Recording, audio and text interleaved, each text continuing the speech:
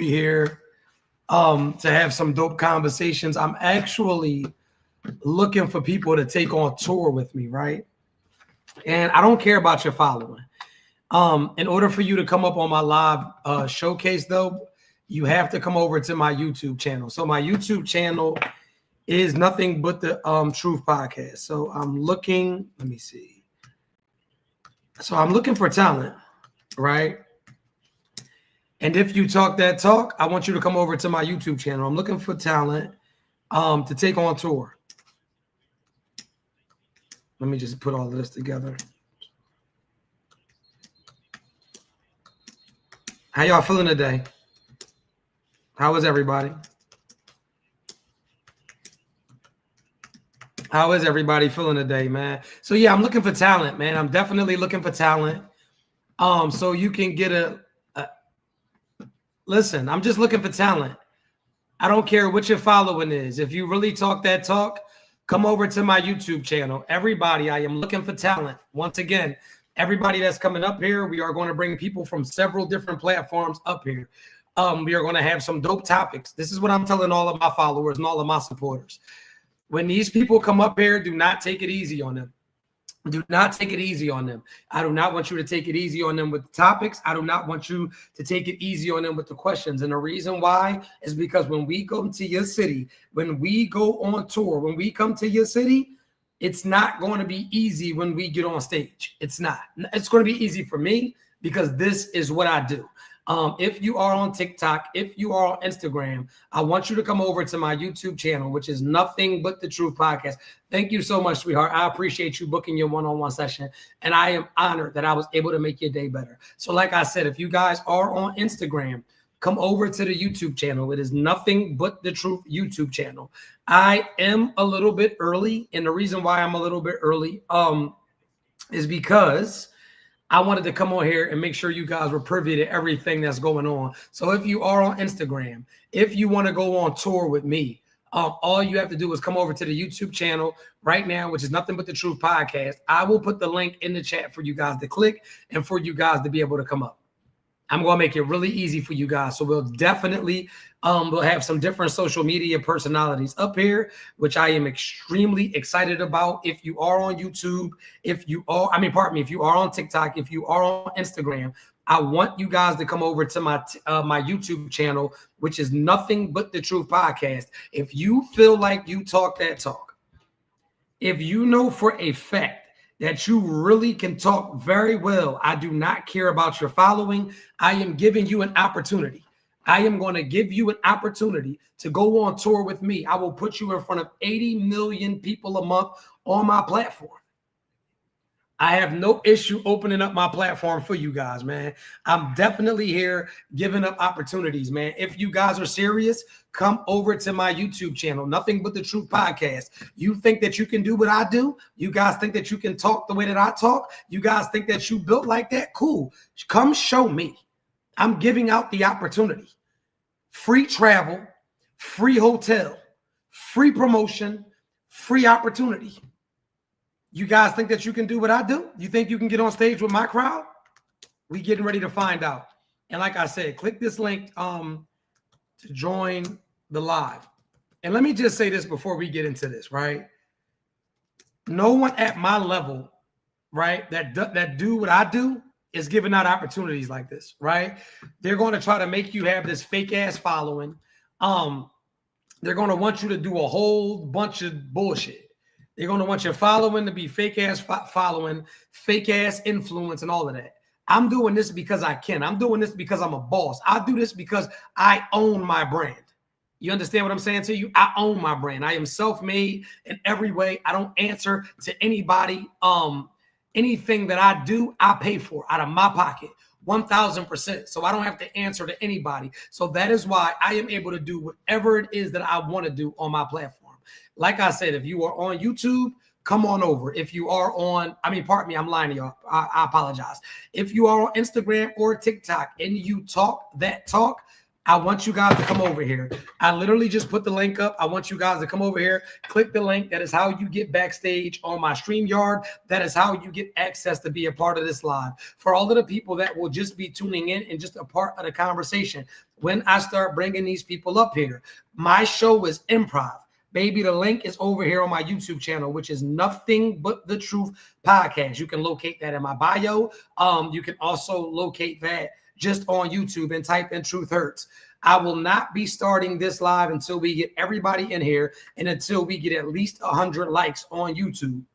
I have people backstage that want to come up. I am going to bring them up. We are going to talk. We are going to lock in. Like I said, I am ready. You would like to be a part of that. I sent the link. Come backstage. Click this link in order to get backstage. Hold up. You have to be on YouTube. And when everybody gets here, I will start the live. But y'all have to come over to my YouTube channel. Nothing But the Truth Podcast. I don't care if you're on TikTok. I don't care if you're on Instagram. Come over. Nothing But the Truth Podcast. Everybody must hit the like buttons. That's a small thing. That's free. If you're on TikTok, if you're on YouTube, come on over. Come hit the like buttons. If you think that you can do what I can do, if you think that you're built like me, click that link right there. I will bring you backstage, and I am going to introduce you guys to a super panel. That is the link that I just put in the bio. It is blue. It says StreamYard.com. Click that. Follow the prompts. It will bring you backstage. I'm giving out opportunities. We're going to see who talked that talk. I'm trying to take some people on tour. I'm trying to take some people on tour. Teach y'all how to get some money. You got to come over to the YouTube channel, man. I'm looking for talent. I'm looking for talent, man. That's what I'm looking for. I don't care about your following. I don't care if people know who you are. I'm big enough to make you famous, respectfully. I'm big enough to make you famous. Before you come up here, make sure your camera is on. Make sure your lighting is on. We need to be able to see you. Who's my daddy? It looks like you're laying down. You got to sit up and address me like a young lady, respectfully, if you don't mind. But yes, I'm famous enough to make you famous. I don't need you to be famous. I need you to be able to talk, respectfully. And anybody that is backstage, if you did not hit the like or hit the subscribe, you're not coming up here. Y'all got to do the simple shit. Hit the subscription, hit the likes, straight like that. Have your camera ready. Have your lighting ready. I'm teaching y'all how to be professional. Get your shit together. I'm not bringing anybody up laying in a bed. That's what I'm not doing. I see you backstage. Go get you somewhere suitable. Matter of fact, let me go ahead and hit you with the big boot. Hit her with the big boot. But yes, come over to my YouTube channel. My YouTube channel is Nothing But the Truth Podcast. Miss Freedom, you do not have your camera on. I will not be bringing you up. Have your camera on. Come over to my YouTube channel, which is Nothing, once again, But the Truth Podcast. Nothing But the Truth Podcast. Come on over. We're looking for people to take on tour. That's what we on this morning. Come over to the YouTube channel. Once again, Nothing But the Truth Podcast. We're going to get this conversation popping today. And make sure y'all share the live. If you like YouTube, everybody share the live, share the live, share the live, share the live, share the live. Let's turn this shit up today. We looking for talent. I want y'all to pick the people that's going on tour. I'm leaving everything on your hands. We are live right now on my YouTube channel. Nothing But the Truth Podcast. And y'all can come on over. Y'all can come on over. I'm letting everybody get here. I'm giving all of y'all ample amount of time to get here. Yep. I'm giving you guys ample amount of time to go get on in here. Yep. We locked in. Thank you so much, Almost There. I appreciate that. My moderators will tell you guys where to hit the likes at. Simple. Yep. Come on over to my YouTube channel, Nothing But the Truth Podcast. That is where we are live at right now. We just giving out opportunities. We are literally just giving out opportunities. Come on over.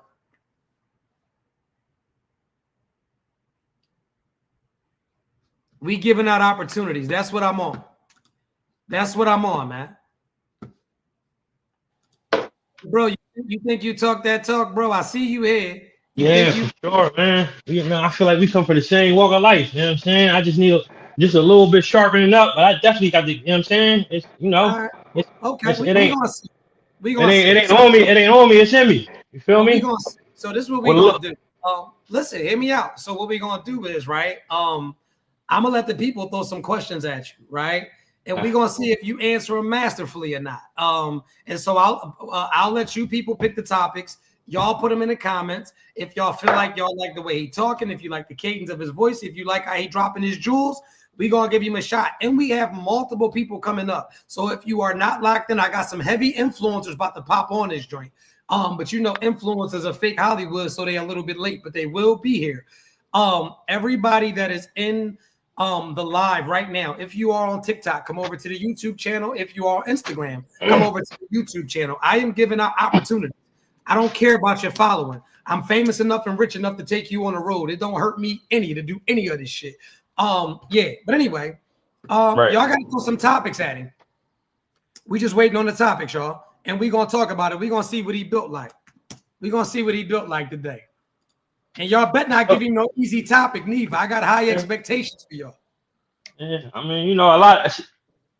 I'm waiting. A lot of my views is like based off. No. All right. Say less. Okay, they hit you with the first question. How do you feel about 50-50? 50-50. Damn. I think it depends on the individual. You know what I'm saying? It depends on the connection. Like everybody don't got it to where some people deserve a chance at the end of the day. You know what I'm saying? But as a man, I don't think 50-50 should be like more than a year. You know what I'm saying? Like you said, how he got on. His wife gave him a year, said, look, this is what you want to do. All right, boom. It shouldn't be no more than a few months or something like that. 50-50 cool for a little bit. After that, you got the, you know what I'm saying? Come on. Okay, Freedom. If you on my team, it ain't.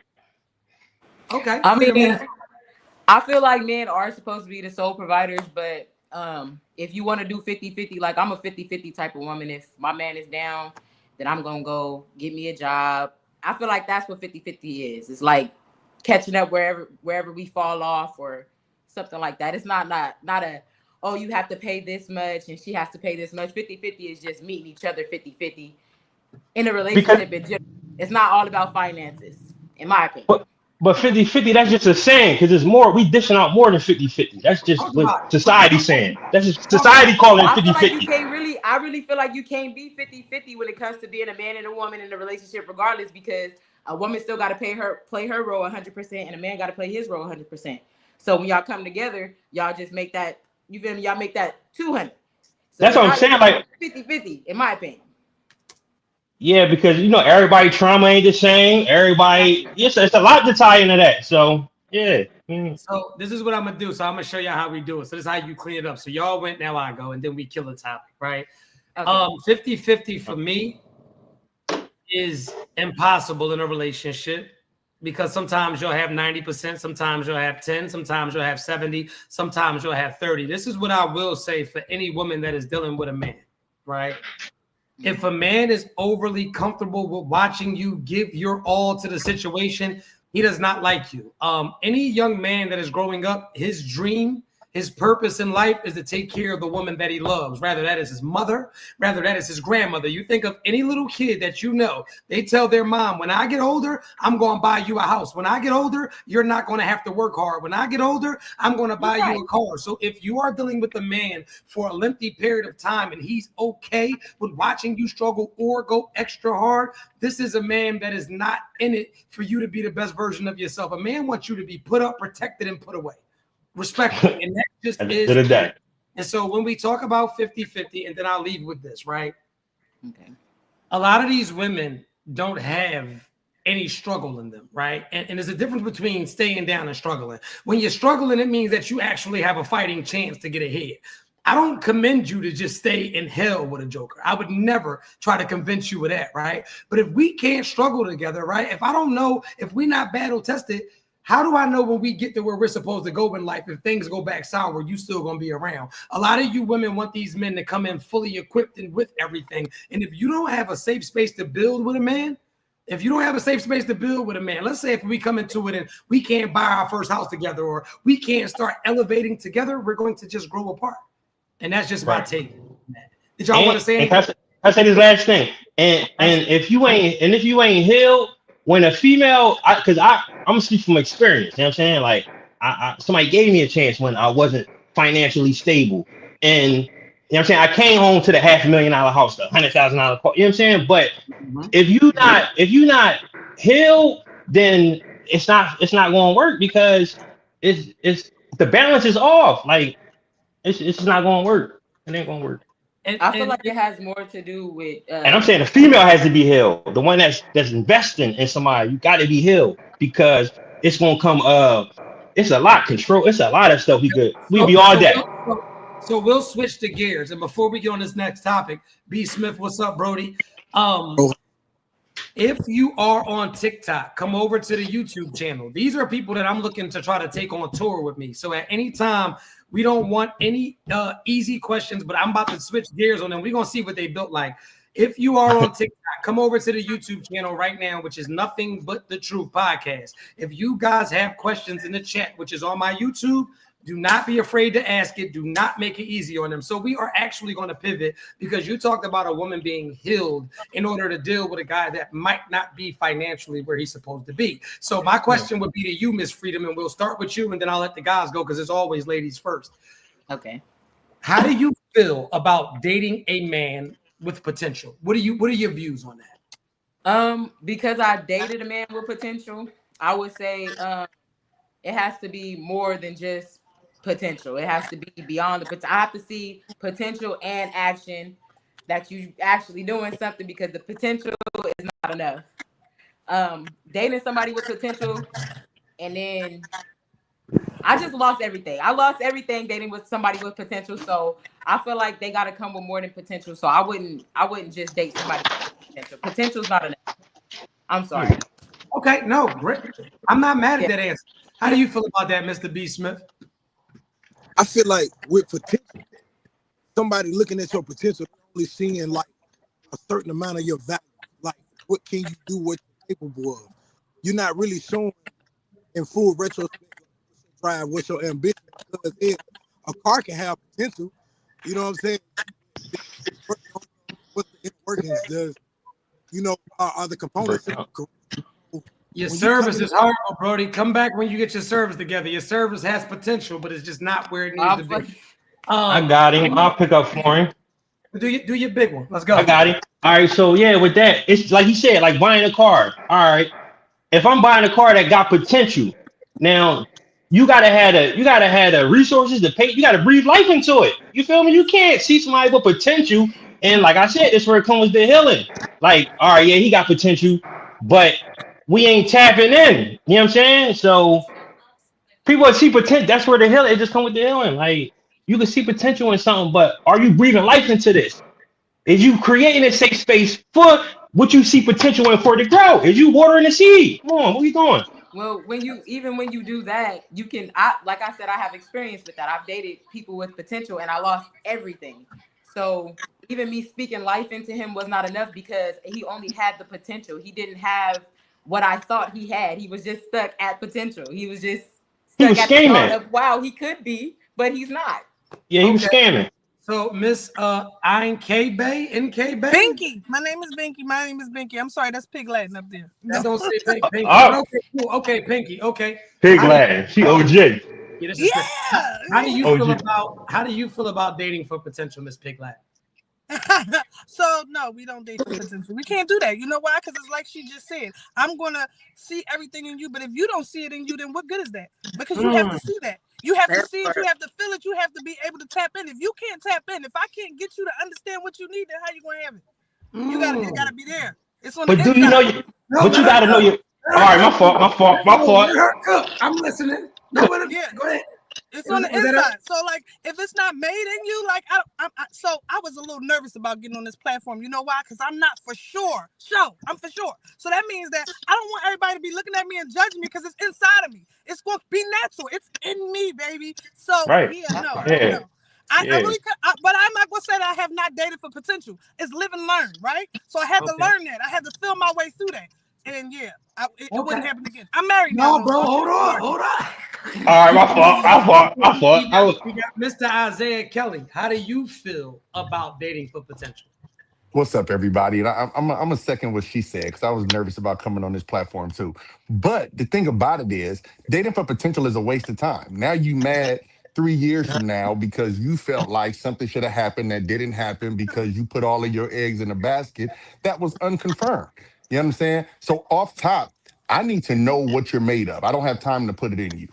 You know what I mean? I don't have time to sit here and try to keep seasoning you until you get to the point where you're well done. At this point, it's like, what am I signing up for? You know why? Because we both have expectations.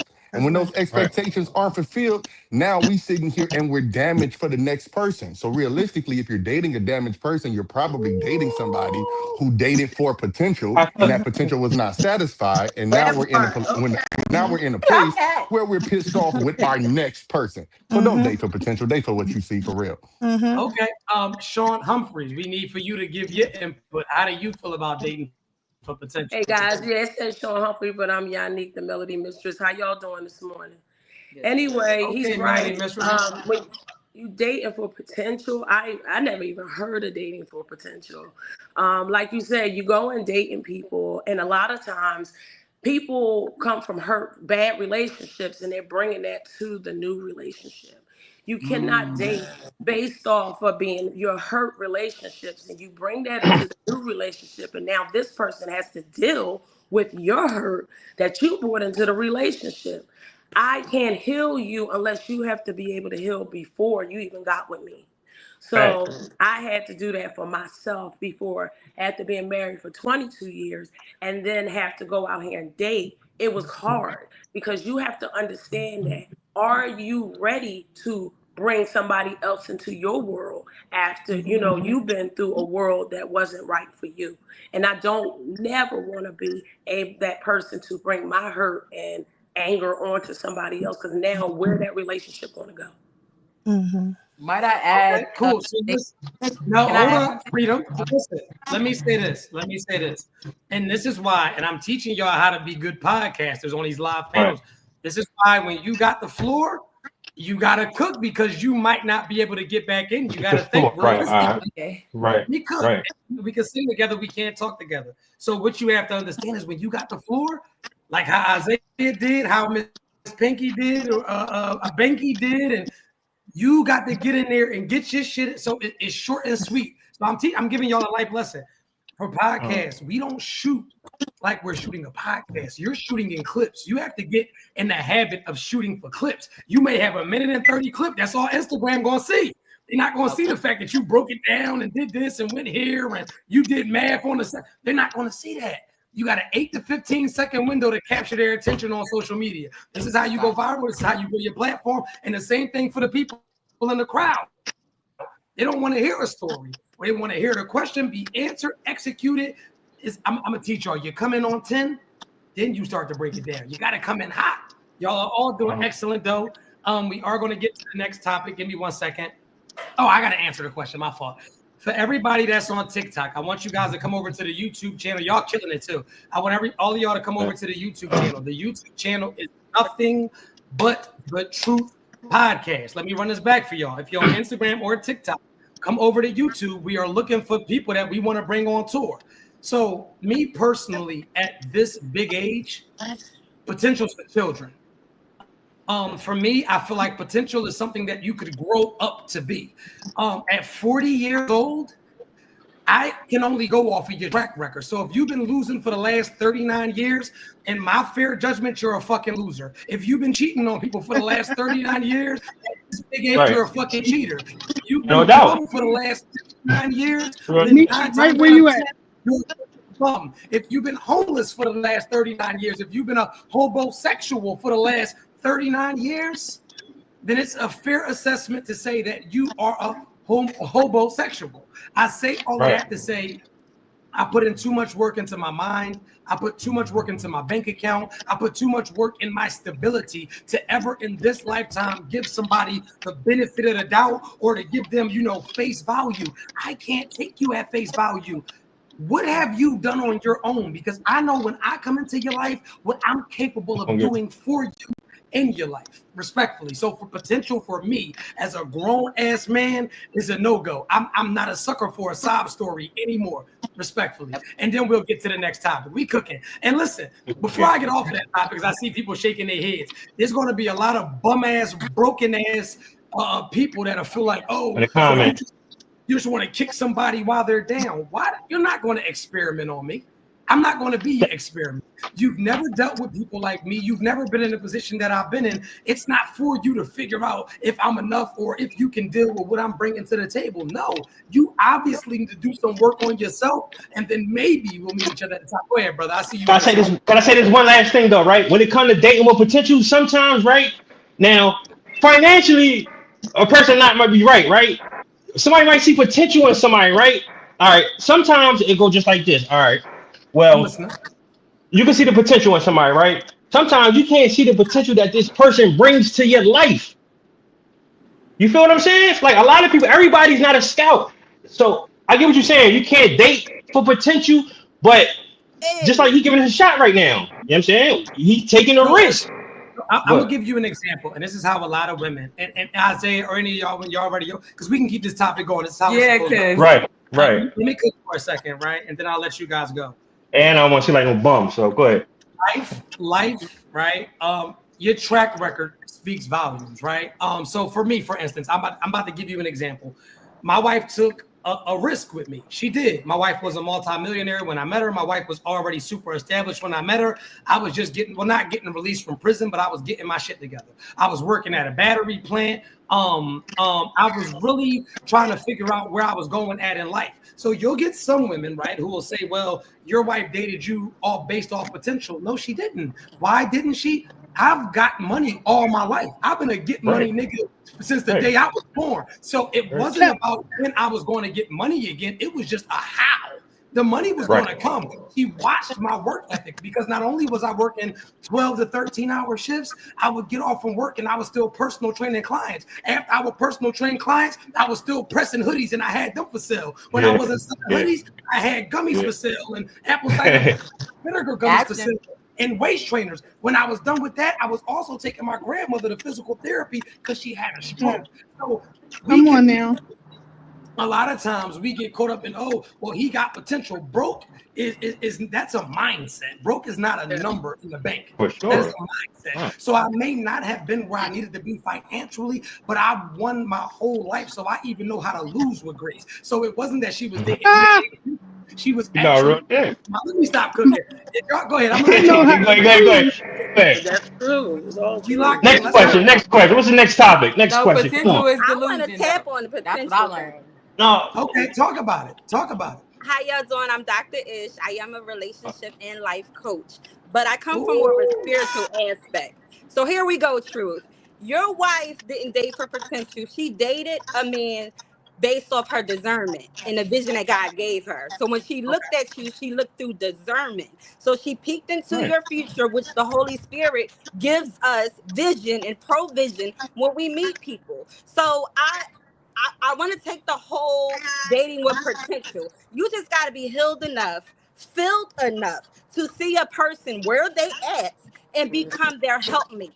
That's it. That's all. But if your vision is clouded from trauma you've been through, from dating bums, from people that you met and may not have the vision for, but you lusted over them and you're broken because of that, then that's a you problem. You need to work on you. But if you meet somebody at a lower level and you can see them in the spirit, give them a chance because God gave you vision for them. That's where I'm at with it. She articulated a little better than me. There you go. Get Doc. No, there you go. So, like I said, thanks, Doc. First and foremost, let me just say hi to everybody that has just joined the chat. We appreciate you guys. One thing that we're going to do is we can sing together. We can absolutely not talk together. So the terminology, I guess, for the podcasters is let me land the plane. So if somebody's cooking, I understand how you feel to get excited and to want to get your point off. Let them get their complete thought out and then jump in. You are going to get your chance to talk. Like I can guarantee that. This is a safe space. Be you. I don't care if you cuss. I don't care what it is that how you go about articulating your message. Just get your shit off. Anyway. So the topic was potential, but we can get off of that. Then we were talking about 50-50 relationships. Hold on, before I start. Everybody that's on TikTok, on Instagram, come over to the YouTube channel. This is Nothing But the Truth podcast. We are auditioning for people that we want to take on tour and for just people that we think that have dope conversations. I don't care about your following. I'm famous enough, rich enough to carry you on my back. I don't give a fuck about how many followers you got. I could care less. I'm in front of 100 million people a month. Anyway, now that we got that out the way. And listen, don't come on the road with me if you know you're sensitive. I'm not a sucker. I'm not a simp. I don't guard my tongue. I'm gonna say what the fuck I want to say. I'm a boss. Now I'm respectful. But if you know, like, I don't like the way he's talking, get the fuck away from me. I'm not for you. I'm an acquired taste. I'm honest though. Of course. And I'll teach you. I'll teach you though. I'll teach the shit out you and get you some money. Anyway, so what y'all want the next topic to be? And we're gonna go off of the chat. What do y'all want us to talk about? We want to improv. We want to improv. Yup, y'all already know. Come on over. I'll do a topic. Then let's talk about masculine women.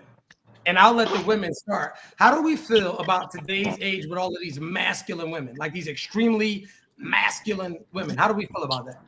Man, I am considered a masculine woman. I don't know why. Really? People tell me all the time that I am masculine. I don't know what about me is masculine. I think because I come from a logical aspect rather than thinking more in my emotions. I don't know. I'm considered a masculine woman, so I guess I'll listen to y'all because I want to hear it. Okay, let me ask another lady. Milani, how do you feel about masculine women?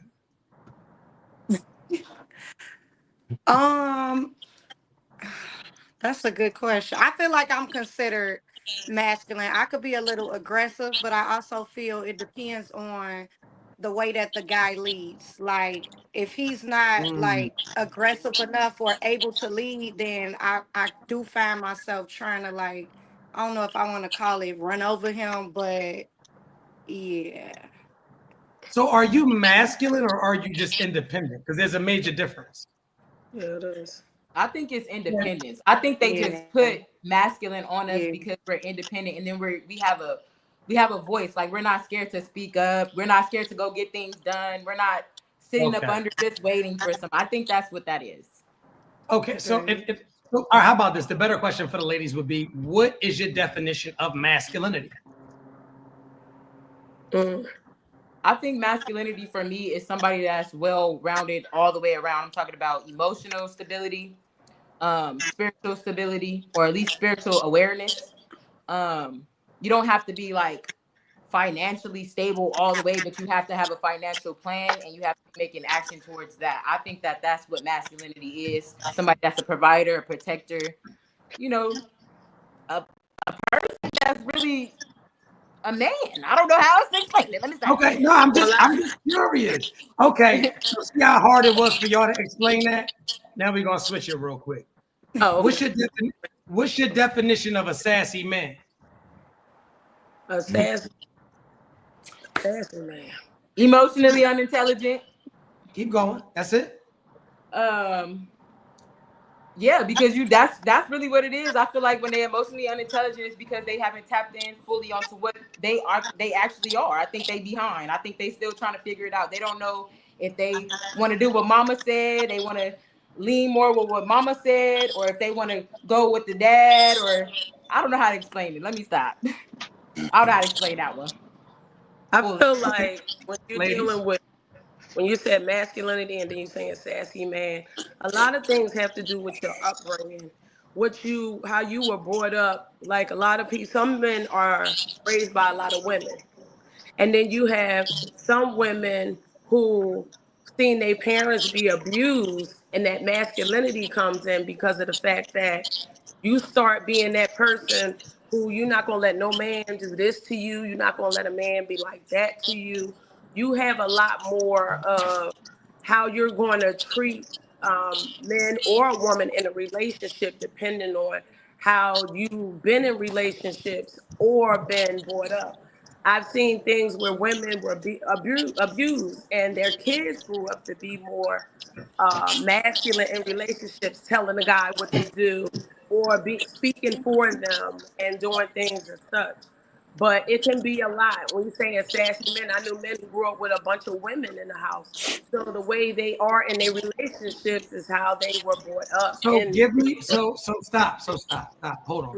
I feel like there's a lot of dancing around this. Give me 5 traits. Let me make this easier for you. Give me 5 characteristic traits that would make a man sassy. 5 of them. calling somebody else for a situation rather than handling it yourself because you're the lead, you're the man, so you got to figure. That's one. 4 more. Oh, for me, just me or anybody else? Yes, ma'am. I need 4 more. Being over sexual is sassy to me. Being overly sexual is sassy? Overly sexual is sassy to me. Overly sexual is like I want to have sex. That make that overly sexual, like yeah, like you want to have sex too much. Cool. Keep going. Yeah. Keep going. And number 3? Not being a provider and not being a man of your word. Okay. Those are all sassy traits to me. That's where I got one more. Please. I feel like spiritually you sassy if you don't got no spiritual connection. I feel like men be sassy when they don't got. That was 5. Can I get 5 from you, please? Can you tell me 5 things that will make a man sassy? Melania, then we go to Dr. Ish. I got one. On the internet, like say if you got a problem with a woman or something that she do, you go to the internet and make posts about it. So you haven't communicated with her about it. That's fancy. Okay, that's the main one. You go to the internet and you talk about what a woman's doing to you. That's sassy. You said subliminal. Yeah. Okay, because women do it. Okay, all right. Dr. Ish, how do you feel about it? Okay, that's so the way we do it. If you would just allow me to sum it up, when it comes to a masculine female, I would say it would be a woman that has the traits of a man. When you say a sassy man, I would say a man that has the traits of a female. It's just simple as that. When you get to the fundamentals of it, if you out here and you were born man and you acting like a woman, you are sassy. If you were born woman and you acting masculine, you are a masculine female, and both are out of order. Just out of order. It's not the way it was meant to go. So my question, right? When you would say, what is acting like a female? Could we categorize that? Like, give me some female traits, because I'm having a hard time. Like, okay, so like I said, I come from a more spiritual, biblical aspect. So for me, the Bible describes the woman as the weaker vessel. So yes, we can be strong in a sense, but when it comes down to it, in the presence of a man, we are supposed to be the weaker vessel. We are made from a portion of him, his ribs, so we protect and provide and penetrate in different ways that resembles a female. So it's softer, it's more delicate, it's more, it has more empathy, it has more emotion. It's just woman. I feel like one is arguing. So, okay, so now, and I'm gonna let the guys go. So we're gonna get into this. I'm gonna talk to you, Freedom. So I noticed that most of the things that you named have nothing to do with being sassy. So arguing, that's one of the funniest ones. No, we're gonna talk. And I'll let the guys jump in. I'll let them go as well. We let the ladies go first because that's what we do. Because a man is going back and forth with you, that doesn't make him sassy. That's called communication. Some of the greatest debaters in this world, whether we are talking about lawyers or hold up, bro. I'm about to let you in right now. Some of the greatest debaters in the world are lawyers. So going back and forth with a woman, a lot of these women try to, this is how they attack us. They attack our masculinity, trying to call us homosexual whenever we hold them accountable. So let's just say you do something that I don't like. Women have been known, in the history of time to kind of be better communicators than men. And because you're kind of usually better communicators than men, when you get a man that can communicate effectively, you talk back too much, you're gay. How? Because let me cook, because I sit in front of you, right? And because I don't have to attack you with my hands, but I can literally sit there and go bar for bar with you and have an exchange and a battle of the minds. If you cannot win that argument or that disagreement, then all of a sudden he's too sassy, he's too opinionated, he always has something to say. You said that a man that is overly sexual, a man that loves having sex with his woman, would be a sassy trait. And for me, I couldn't be more in disagreement. Do you know how many women are in relationships with men and it starts out and it's hot and heavy and it's beautiful and y'all having sex every goddamn day, and then the sex starts to fall off, if anything, that's a plus that your man is all over you. Because what woman doesn't want to feel desire 24/7? What woman doesn't want to feel beautiful? What woman doesn't want to stay? When my man sees me, he damn near foams at the mouth. But anyway, that was just my take, fellas. Do you have anything on this sassy stuff? You want to go? Somebody else want to go before I cook? Go ahead. All right. Well, my belief system. I come from a religious background, so my belief system is different. Like I hold firm to the Sunnah. I'm Muslim, so yes, in the Quran, you know, my beliefs is based off religion, not society. So yeah, if you sit there and go back and forth with a female, in a sense that is sassy. You arguing with her. You know what I'm saying? Like you shouldn't argue, go back and forth. I've done it before. You know what I'm saying? So I'm speaking from experience. So as a man, it's on us to, like you said, the women is weaker. So it's on us to bite that. She tripping. She's a female. She thinking with her emotions. We think logic. It's not logic to go back and forth with somebody that's not making sense. You just going off of, and we do that. We go down that hole and we get the short end of the stick. That's one thing. Now, I agree with her a little bit when she said with the over sexual thing. Now, not with your own women, but if a man is overly just sexual, can't control his sexual desires, that's sassy. He can't be trusted. Dude like that get locked up. He can't control himself. He might, yeah. So, you know what I'm saying? You got to be able to control these certain emotions and stuff like that. For your woman, no, you should always definitely be on her, but I think somebody that's over sexually tapped into that, yes. Back in the day, right? Man, my OA used to always say this, right? He used to always be like, shit, I get on my period too. You feel me? And I don't watch him put females out the car. Like the way he would act, it was sassy. I thought it was cool at one point, like shit, I go on period too, bitch. Who you talking? Like, go ahead, get out. I'm about to teach you something, and then I'm gonna bring Isaiah Kelly in, and also we got my brother Ali here because they ready to cook. And so this is what I'm gonna tell y'all before I bring these brothers into this chat. Can I? They not 1 second, sweetheart. Like, they're not about to play with y'all. So if you gonna get on here and you gonna be talking, somebody should let this drink echo. Yeah, just put your shit on mute. If you get on here and you saying something crazy, I'm telling you right now, they are going to hold you accountable. I got some real live sharks in here, and they not going to play with y'all.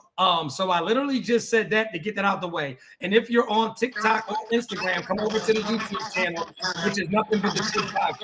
Anyway,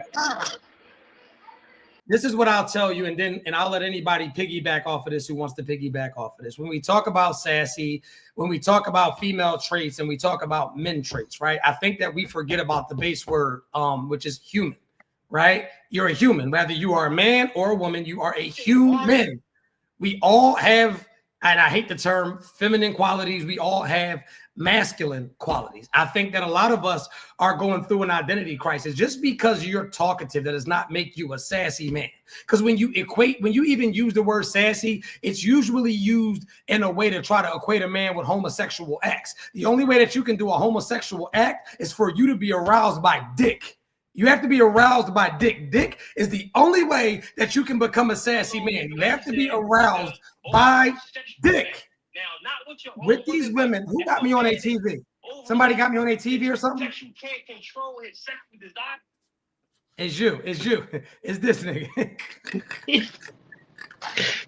So, anyway, let me get back to what I was saying. We have to really, first of all, sassy is one of the most disrespectful terms that you can use when you are talking to a man. And I tell you women, I have daughters, I tell women all of the time.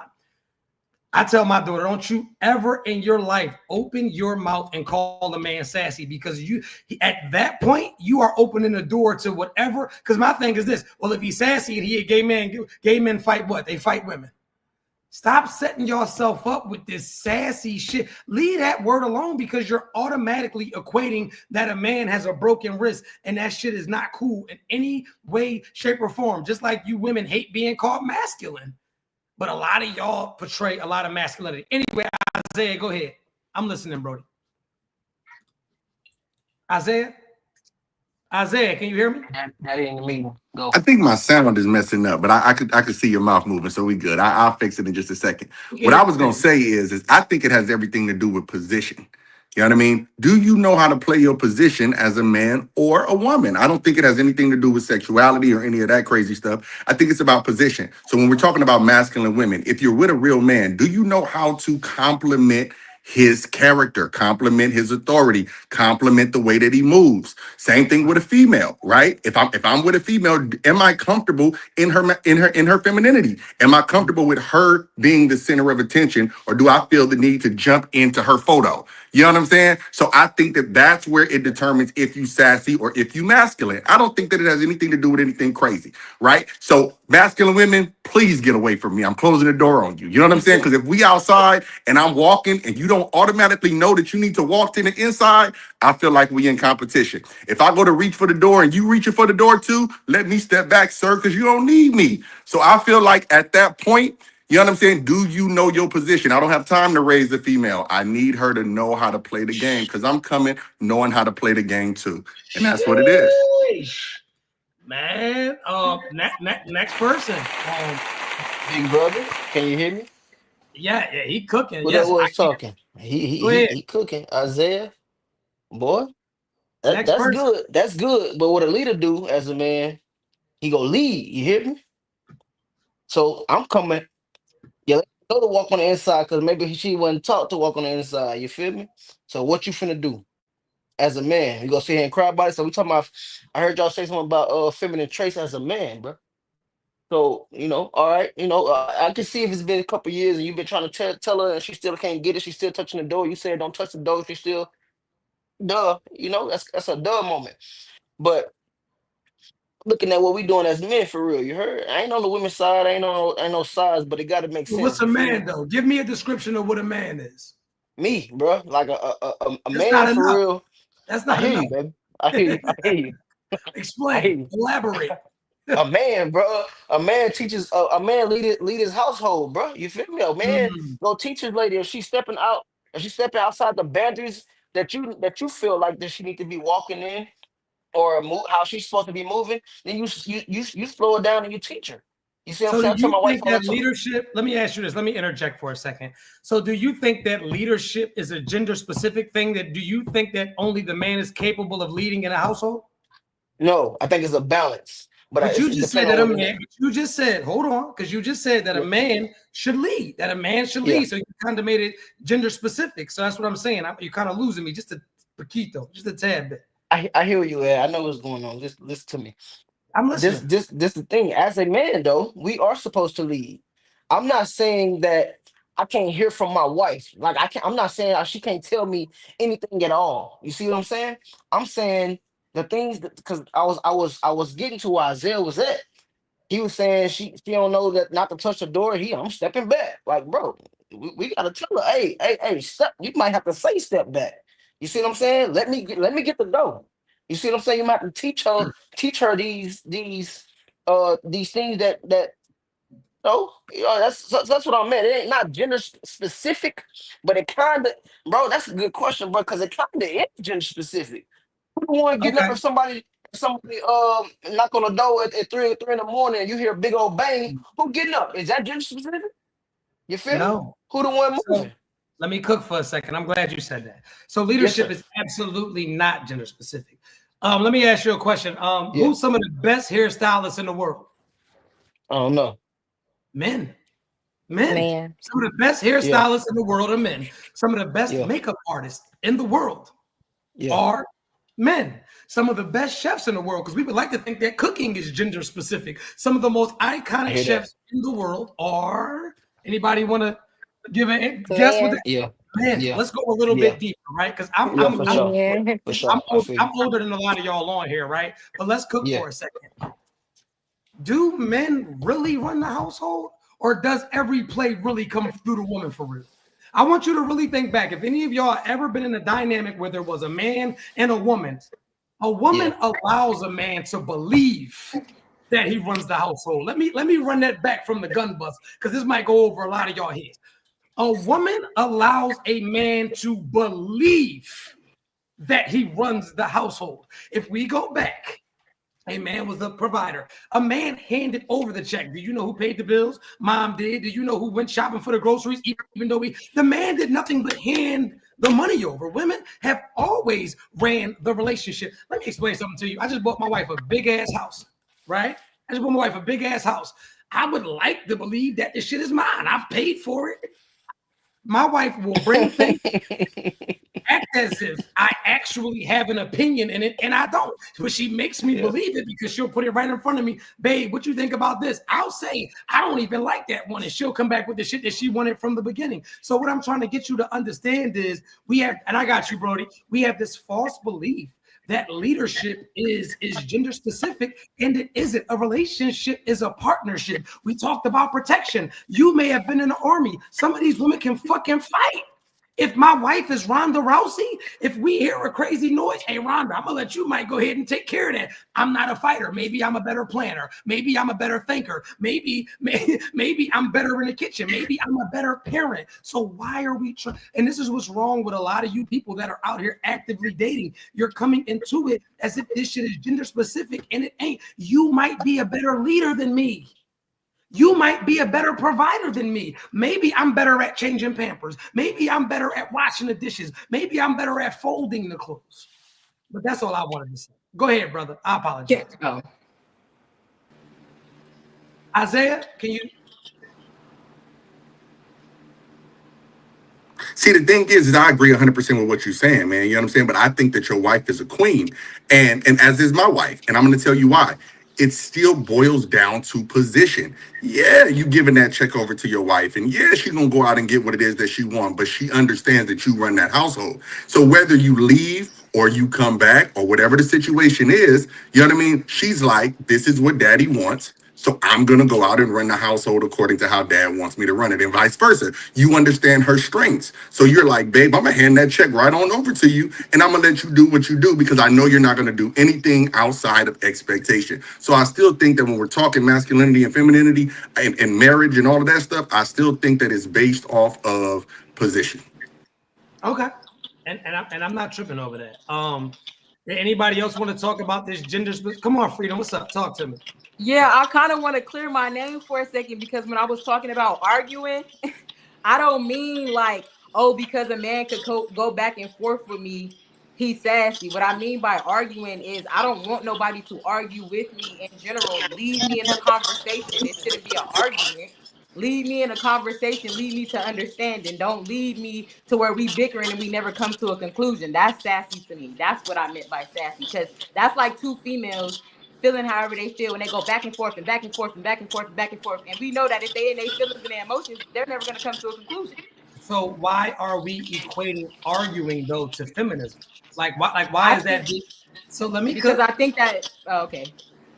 So I think that the problem I think the disconnect that we're having is that you keep trying to equate back and forth conversations as a feminine act, and it isn't. Men argue every day. This is what barbershops are founded upon. We go in these barbershops and argue for 5 hours straight about nothing but irrelevant ass shit. Like, this is literally something that we do. So I think that when you speak of arguing, I think that it's sassy to not come up with conflict resolution. I think that if you're just arguing to argue, either one of us can set the tone. We're both adults, so we have to work on effective communication. But if we're not talking in order to come up with a resolution, we're beating a dead horse anyway. But anyway, next topic. Y'all can say, if y'all got something, go ahead, get y'all shit off. I apologize. Nobody got anything to say? Oh, about women, men being sassy or masculine. Whatever. I'm cool with that.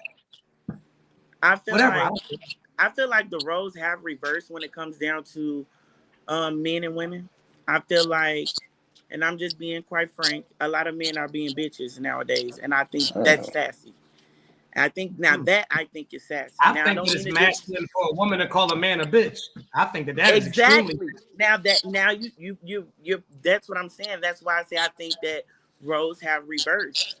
I really do. Okay. I believe roles have reversed. Because let me ask you this respectfully, and then I'm gonna let you go. For sure. If me and you are in public, and you say, I think that you're a bitch, what should be my like, would it be sassy if I struck you? Well, for one, I would never address a grown man as a bitch. But if I feel like if I feel like you're a man and you're acting as a man, then I will never address you as a bitch, because I grew up with brothers that if you address them as a bitch, those are fighting words, and that's completely disrespectful, right? Now, for a woman to express and a I'm gonna man stop as a bitch. 1 second. But you also said, if I feel as though you're a man, then I'll give you the respect of a man. That's what you said. I just want to make sure. I don't want to put no words in your mouth. No, I did. I said that. So, I know. No, I know. And this is where we're having a major disconnect, sweetheart, because what makes a man as a man is the fact that he's just born with a penis. That's all that it takes. So for you to say, hear me out, for you to say, well, you're a man, you're not a man, so you're a bitch, I'm going to disrespect you. That's like me seeing two ladies out in public and I say, well, she's a lady, but she's a hoe. I'm going to call her a whore and disrespect her, but I'll treat the lady like a lady. Like, where do we get in this safe space? But that's what men do, though. They do that. They do exactly what you just said. They do that. Because they feel as though she's a hoe, so they're going to treat her like a hoe. But then they're going to treat her like a lady, but she can have hoe tendencies too. She could be doing hoe shit too. She could be doing a lot of hoe shit. You just don't see it. It's just that she's being upfront with her shit, and she's being honest. You just don't see that she being a hoe. I'm gonna let you. So anyway, let me just say this before y'all continue, because I'm gonna shut up for a second. I have so much I want to say, but I want y'all to get the floor because I'm trying to hire some of y'all. If you are on TikTok, come over to the YouTube channel, which is Nothing But the Truth Podcast. We are auditioning to take these people on tour. Come over right now to my YouTube channel, Nothing But the Truth Podcast. If you're on Instagram, TikTok, if you want to come up on the live, you have to come over to the YouTube channel. I've said everything that I need to say. Guys got something you want to say? Oh, make sure y'all get y'all super chats and y'all super gifts to help us hit our goal. I'm done. Y'all go ahead. Y'all got the floor. Wow. Okay, so I want to just agree with what Isaiah was saying as far as like just knowing your role. And a lot of times men wasn't in the household, depending on the community you lived in. And a lot of times the woman had to play both roles. So when she meets a man that has the attributes of a man and carries himself as a man, she doesn't really know how to come under his authority. So it is important for a woman to know how to be a woman. I'm not able to hear her. Oh, I'm sorry. Can everybody hear me? Yes. Okay. Me, Mary. I'm not able to hear Doctor. Go ahead, baby. We can hear you. Go ahead, Doc. Go ahead. Okay, and then as far as with the man, he probably only seen mom doing everything. So he didn't have that father figure. So it is important for him to know his role. Yes, a penis makes you a man, but your role in the house also makes you a great man. So you could just have a penis and be a man, but we trying to marry great men and great women who know their role and know how to walk as a woman and as a man. Like the sassiness, I think what one of the women were saying as far as going back and forth. I like how Truth broke that down. You have man, woman, but we're all are human. So we all can communicate. We all can go back and forth. We all can debate. We can do hair. We can all change diaper. But it's a certain finesse that a woman does things.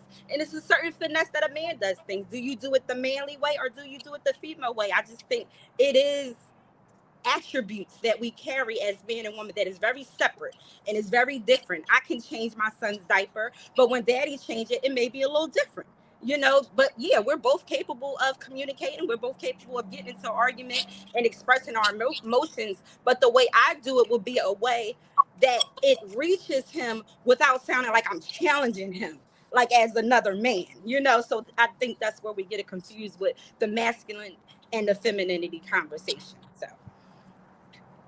Well, I'm confused about the fact you said you play both roles, right? How do women play both roles? You mean how do women play mother and father in the home? Right. I don't Well, ever hear men. it will only be by default. But I always say, a woman can't raise I can't raise my son to be a man because I'm not a man. I can only raise him as a woman. And I can only hope that God, will show him how to do things as a man. So when we play both roles, it's not necessarily going to a role as a man. It's just more so picking up the slack of a man and trying our best to accommodate in the best way God sees fit. Why not just play the role of the woman? Just be the woman that you are. I don't hear men say that's play. true, but I'm a woman. I'm a very feminine woman. I don't really care for football and sports, but I know my son likes to do that. I know my son likes to wrestle and do all of that. I like doing hair and nails and eyelashes. I'm not going to sit there and do that with my son. Right, but you said you play both roles at the beginning, so I mean you will do that with your son, right? No, I will never. I think you're misunderstanding me. Okay. I would never do things. The playing both roles comes in where I have to now pick up the football because dad is not home. You get what I'm saying? I have to now wrestle and do things that I would say would be attributes of a man that a father would do with his son. That's what I mean. But I can't do it in a way that he would do it, but I have to just to the best of my ability because I don't want him picking up the attributes of a woman. Yeah, I guess when uncles and stuff come in, their coaches and things like that come in it as well. I think women should just be women. I don't think they should play both roles. But what's wrong with playing football? I don't see men playing both roles, raising single dads. They don't say I'm the man and the woman. They just say I'm just I have seen dads doing, stuff, but they still don't call it both things roles, like though. that in absence of a female. So we do it. We just try to be parents. That's when the human comes in. It's not necessarily man, woman. I'm a parent in that moment. So whatever my son needs, I have to do to the best of my ability if dad is not around. Okay. I have a son, so I guess I just feel like you mentioned like playing football and wrestling. It's nothing wrong with mom doing that too. That's not a role of just a man. That's a parent. I mean, it takes a village. It takes a village. Yeah. It definitely takes a village. But in today's society, the way that people are set up, they're not allowing it to be a village. So therefore, people are doing it on their own, feeling like they don't have anyone else, or women feel like they're taking on two roles. You're a mother. A mother is a mother. You can never be the father. Correct. I agree. Period. I agree. I definitely. Now, if the father is not around, you find mentors and stuff like that to give him the things that those men have possibly taught. Because what you're going to teach your son is what you feel like a man should be. That's right. Yeah, so little boys grow up thinking like women, right? That's why we got the society we have today, right? You got women, you say sassy, and all things y'all saying earlier, right? So if all he saw was his mom, he didn't see coaches or his uncles or his granddad or his dad.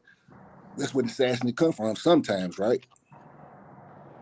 Well, being raised by a woman can cause that also. Correct. This is what I'll say, and then I'll let y'all feed on this and feast on this. If there are any sassy men out here or feminine women out here, women are to blame for this. Women are to blame. I agree. And if you feel like there's like this high surge of feminine men, women are to blame. If your son comes home with his nails painted, the fathers aren't saying, hey, son, I'm feeling those nails. It's the mom. Like, you know what? Freedom of what you want to do. When you go to these basketball games and you got these little boy cheerleaders doing splits and twerking and all, it's not the fathers that are saying, hey, son, equal rights, go for it. It's the mothers that give these men a safe space to be in their feminine energy. Go ahead, Dr. So would you say the same thing for masculine women? Would you say men was to blame for that? So this is what I'll say, right? Nah. That has duality. That has both sides. Because a lot of times, right, these women, and we can talk about two-parent households for a second, right? A lot of these women are being raised by women who have no respect for men at all. I know a lot of people. Can y'all mute y'all shit? Because for some reason it's echoing. Just mute y'all sound, please. And so we are dealing with a lot of these women that are raised or conditioned to just hate men. Your mother never respected your father. Your mother never respected your father. You grew up in a household where your mother wore the pants. Your father was a pussy. He was a pushover. Your father was talked to crazy in that house, and he was looked at like nothing but a paycheck. He never in life demanded his respect. And so because your mother took your father as a joke, or every other man that she came in contact with as a joke, when you grow up, you have a major lack of respect for these men. I've watched it. Let me explain something to you. I have sisters. My sisters have 4 brothers. I have 4 brothers. And if you were to cuss my sister out like a dog in the street, she's not going to give you masculine energy. You know what she's going to tell you? You know what? You're right, sir. I have a brother. You know what? I got somebody to come match all of your energy. I got 4 of them. They're going to come match all of this testosterone that you got. These women will get out in the street and literally fight these fucking men. You heard that young lady come up here and say, yeah, because if I don't deem you as a man, you're a bitch. Excuse me, ma'am? Excuse, but this is that hyper masculinity that we talk about. Why would you ever think that and you're at this big day and age that you're about to just call a man a bitch in the street because you don't deem him a man? Are we serious? But that's all I wanted to say. These guys putting their hands on you now, so that's not a good idea. Well, a lot of men walking away because that's why you have single parent households now. The men can't be in a household, what they're supposed to do, right? So at the end of the day, is men got to leave the household, right? And everything, the chaos will stop. Men have order. Women could be chaos. Well, why don't men take accountability and lead? Men take more accountability than women. So women we can't force women to take accountability, right? We can lead you to the water, we can't make you drink it. Women have to value the position of the man, though. Like but does he value his own like position? Yeah, but kind of like what's circulating around right now, which is, oh, we can play 2 roles. No, you really can't. What it is you're messing up the production system. That's what's happening. And that's why we have sassy men, and that's why we have daughters who really don't understand their position and ultimately grow up hating men as well. I think that you are, reciprocating negative energy. Honestly, we have to learn how to accept each other's gender roles. But have you ever thought about why is it that a woman will be willing to take on both roles to accommodate, but a man will stop his role at all? So he gives 0, take on both roles. She's not a man. That's what we're saying. The mentality is off. Like, I think you're almost lying to yourself because you're saying you can take on both roles. Can we look at it from another angle? How many fathers are damn near physically pushed out of the life of their children? All because you're not willing to accommodate what the mother wants. I gotta mute that, but it just sounds crazy. But how many fathers are literally? That just sounds crazy. Hold on. Let me see if it sounds better. Okay. No, that ain't good. Let me see. That sounds a little bit better. Anyway, I know plenty of fathers that would love to be in their kid's life. I know plenty of fathers that want to actively be in their child's life, but you'll literally get these bitter baby moms. And hold on, there are bitter baby fathers as well. There are bitter baby moms trapped inside of some of these men. So I'm not going to act like that's not a thing as well. But a lot of us say there aren't any black men in the homes. Black men don't want to be in the homes. Do you know how much some of these black women are putting us through in order just to be in our kids' lives? Seriously, like, let's just keep it all. Y'all all got that one girlfriend that the father is actively trying to be around, but because maybe he has a new girlfriend, she puts all these obstacles in his way, all because he won't allow her to run his household and hers. He comes and gets his kid. You want to come over there. You want to check under the bed. Ma'am, control your home. I don't have to like you nor get along with you in order to effectively raise our kid. But a lot of these women, they parent out of emotion instead of parenting out of logic and what's best for the kid. How many women that are watching this right now feel like if my baby dad gets a new girlfriend, I need to meet her? For what? What do you need to meet her for? Matter of fact, that's the topic. How many of you women on here right now feel like you need to meet your co-parent's partner? How many of y'all feel like you need to, and tell me why? I personally don't feel like I have to meet the baby mother or the new girlfriend, but I do feel like if you haven't been in your child's life for a very long time, for example, I'm just giving you personal experience. My daughter's father wasn't in her life for over 7 years. And this girl would be coming to pick up my daughter. she didn't want to talk to me, tell me her name or anything. And I'm just like letting my daughter go with someone that I don't know who it is. So I feel like respectfully, a simple introduction would be, you know, something that would make sense for letting my child go with someone else. But then, like you said, there are women who just want to be all up in your business, don't really care about the child, don't care about you picking up your child, doing anything except you have to be in their lives and you have to like basically pay attention to everything that that man is doing. And a lot of guys don't want to deal with that. So I feel like it's on both sides, you know? How do the other ladies feel about that? Do you feel like it's mandatory for you to meet your co-parent's partner? Be honest, ladies. I don't think it's mandatory. I think it would be nice, but I do not think it's mandatory. Whoever my child's father is dating, whatever he has going on, that's him. That's personal. Now, if my daughter comes back and tell me somebody over there is mistreating her and this young lady Right. is just acting out of hand, then that's where I'll step in. But you know, if I'm respecting him as a man and as a dad, I'm trusting that he has somebody around my daughter that will have her best interest at That's heart. true. And I think a lot of women, they don't respect the child's father, knowing that, you know, they have a person around their daughter or their son that has their best interest at heart. So they do try to run their household and his household. And then Yeah. that's when conflict arises. But Yeah. absolutely not. My child's father told me that in order to have somebody around my child, I have to be dating them for 6 months first. Then I have to introduce the guy to him second. And then he can be introduced to my daughter. That's controlling. Absolutely. Like what? That makes Yeah, that's a no lot. sense. That's I a agree. lot. And I told him that's not happening. And it didn't. So Okay. no, absolutely not. Next person, Dr. Ish, how do you feel about that? Is it mandatory for your co-parent to meet, you know, for you to meet their partner?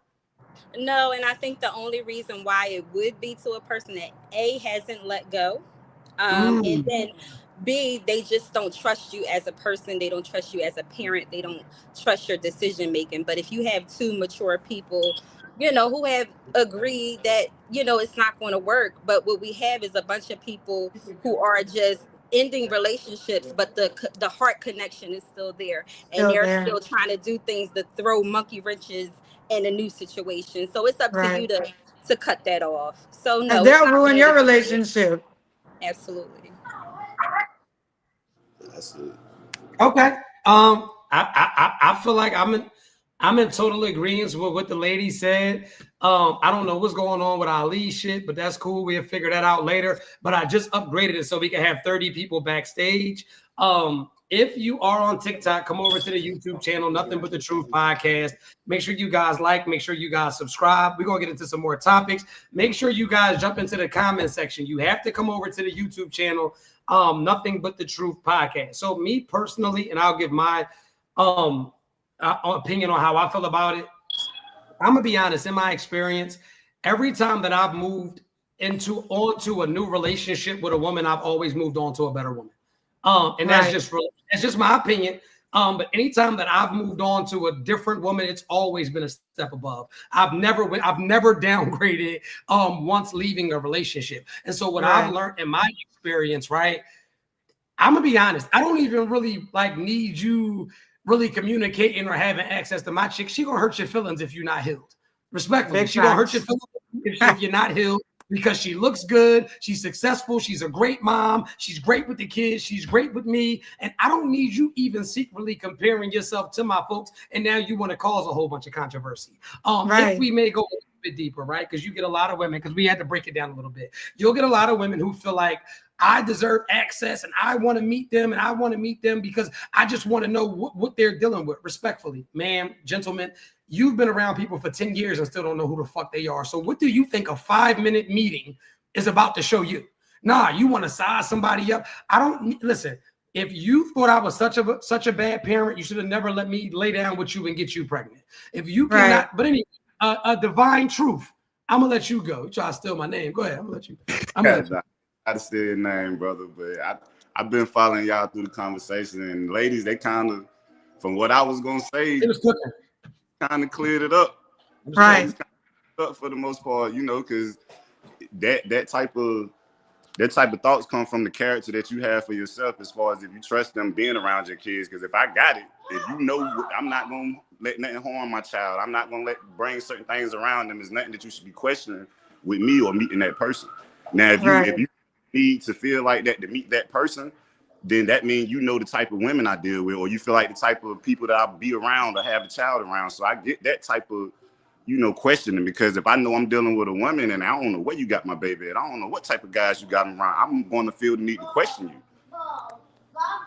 So is it that the guy can ask to, not have your boyfriend meet your kid, or is that just for the women? Because I'm feeling like you're saying like, oh, like I don't trust my woman's judgment, but I'm supposed to trust your judgment. Is that what you're saying? No, I was agreeing with you, saying that I would see why. Like the only reason for man or woman that you would have to question the other person would be from their character, what they show you, and what them. You get what I'm saying? So I agree. So like you shouldn't have to feel that way or deal with a person like that because it's not right. But if you do that, then it's a reason given. As she says, it's about maturity. It's the level of maturity that you guys both take on. You guys move on, and you guys want to be, raising your child in a really good way. Because it takes a village. As I said earlier, it takes a village to raise kids. And once the father pulls out, and you're bringing all these different men in and out of your kids' lives, things stick with your children. During that time. Exactly. So you have to be careful. Exactly. And that's what I feel like I know personally from the experience of being a child growing up. Catch on to things. You can never see what it is that you want to see, be around. I got a topic, if y'all don't mind me. And I want to know from the women doing that is completely going against what you're teaching them. So I have a topic. So for the ladies, and then I'll ask the men, but for the ladies, and I'll let you guys lead into this, and we'll start from right at the bottom right, which is Melania, then we'll work our way over to the ladies. Do I have to like your children in order to date you? No, pardon me, I take that back. Do me and your kids have to get along in order for me to date you? Melania, you first. I think that's kind of a hard question for me because I don't have a older child. My child is 4, so I feel like the question that you're asking, that issue kind of comes about when the female has older kids. Okay, next person then. Do me and your child have to get along in order for me to date you? Absolutely. Okay, explain, elaborate, please.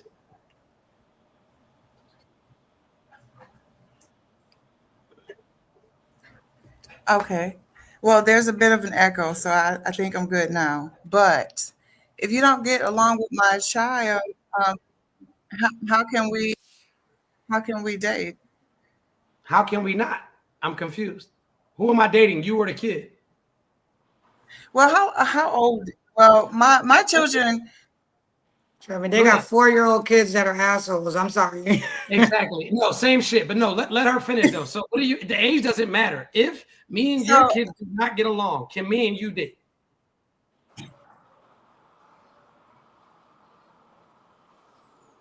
Okay, I don't know what. Okay, now there's so many different situations. Okay, I need. So next lady, if me and your kids do not get along, can we date? Miss Rose, yes or no? Simple answer. And if it's yes, why? We absolutely can date. My kid has to respect you when you come around. They do not have to like you. Period. Dr. Ish, how do you feel about that? So I'm Rose on that. So as far as getting along, no, but it has to be a respect there when it comes to kids. And I have a small child. I have a 4-year-old and a 12-year-old. So for me, no, you're dating me. You're not dating my kids. And by the time you meet my kids, you will have already passed all the streams to, be respected in the home. Okay. Right. I got a better question then. Let's just say we've been together, I don't know, 5 years. I'm a provider. I'm a protector. Can you guys hear me or no? Yeah. Hold on. It's echoing a little bit, but I can hear you. Let me get this shit. Somebody is making us echo. All right, I think we clear now. So let's just say we've been together 5 years. I've been protecting. I've been providing.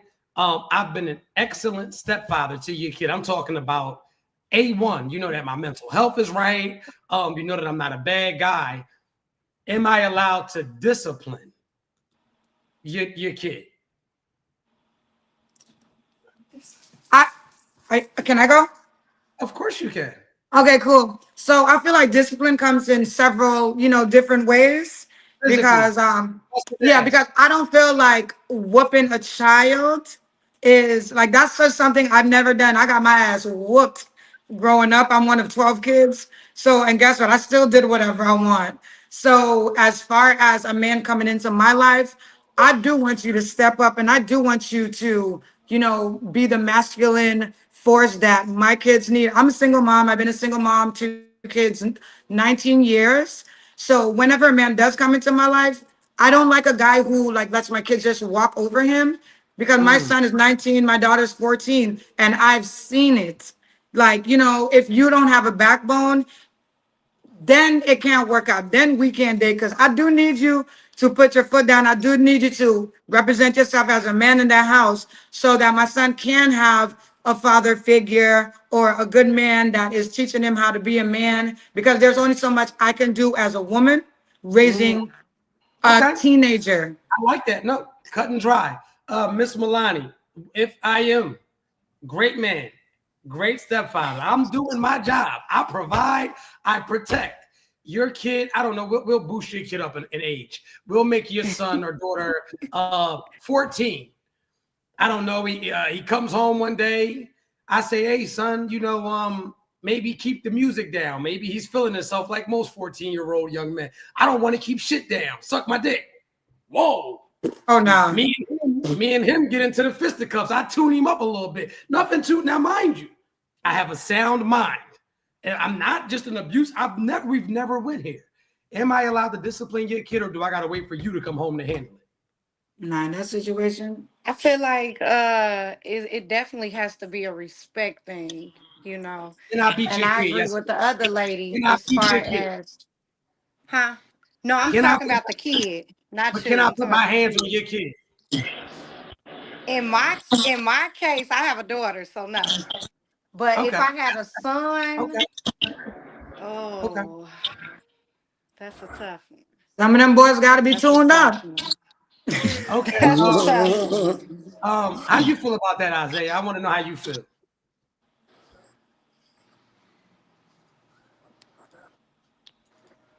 Brother Isaiah, there you go. Can y'all hear me?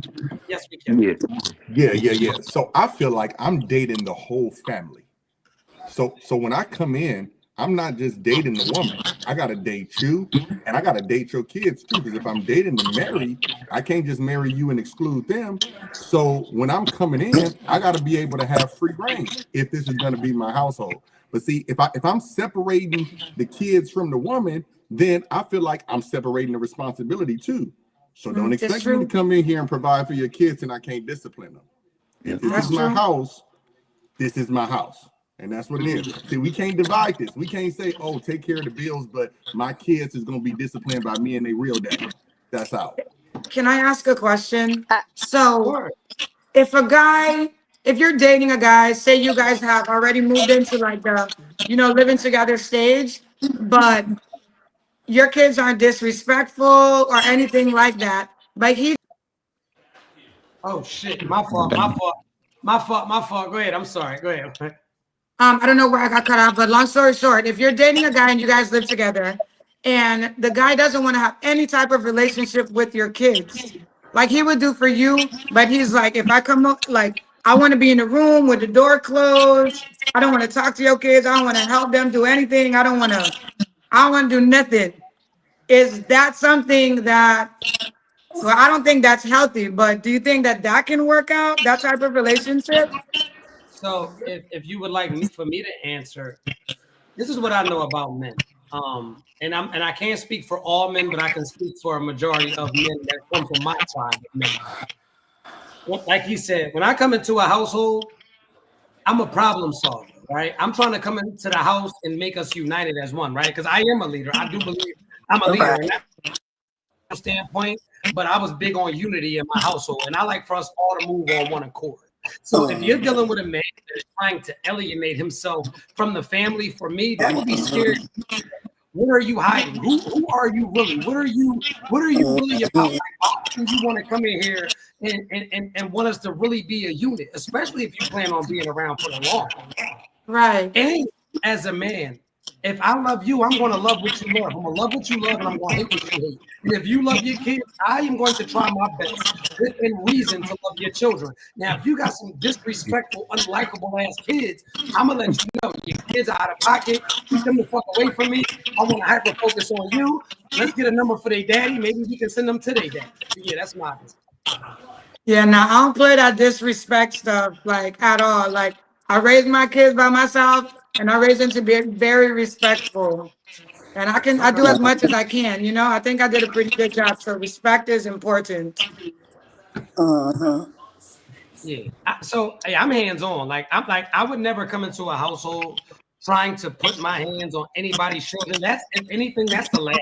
Like, if I even feel like it gets to the point where I want to be hands-on. Someone have a feedback, bro. Someone has a feedback. Let everybody mute and then you speak. There's a feedback. Let me see. Everybody mute, please.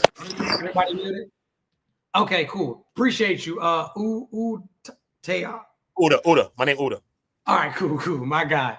So for me, if I come into your household, even for us to even get to placing hands on the children, that's a lot, right? Me, as a father, I have kids.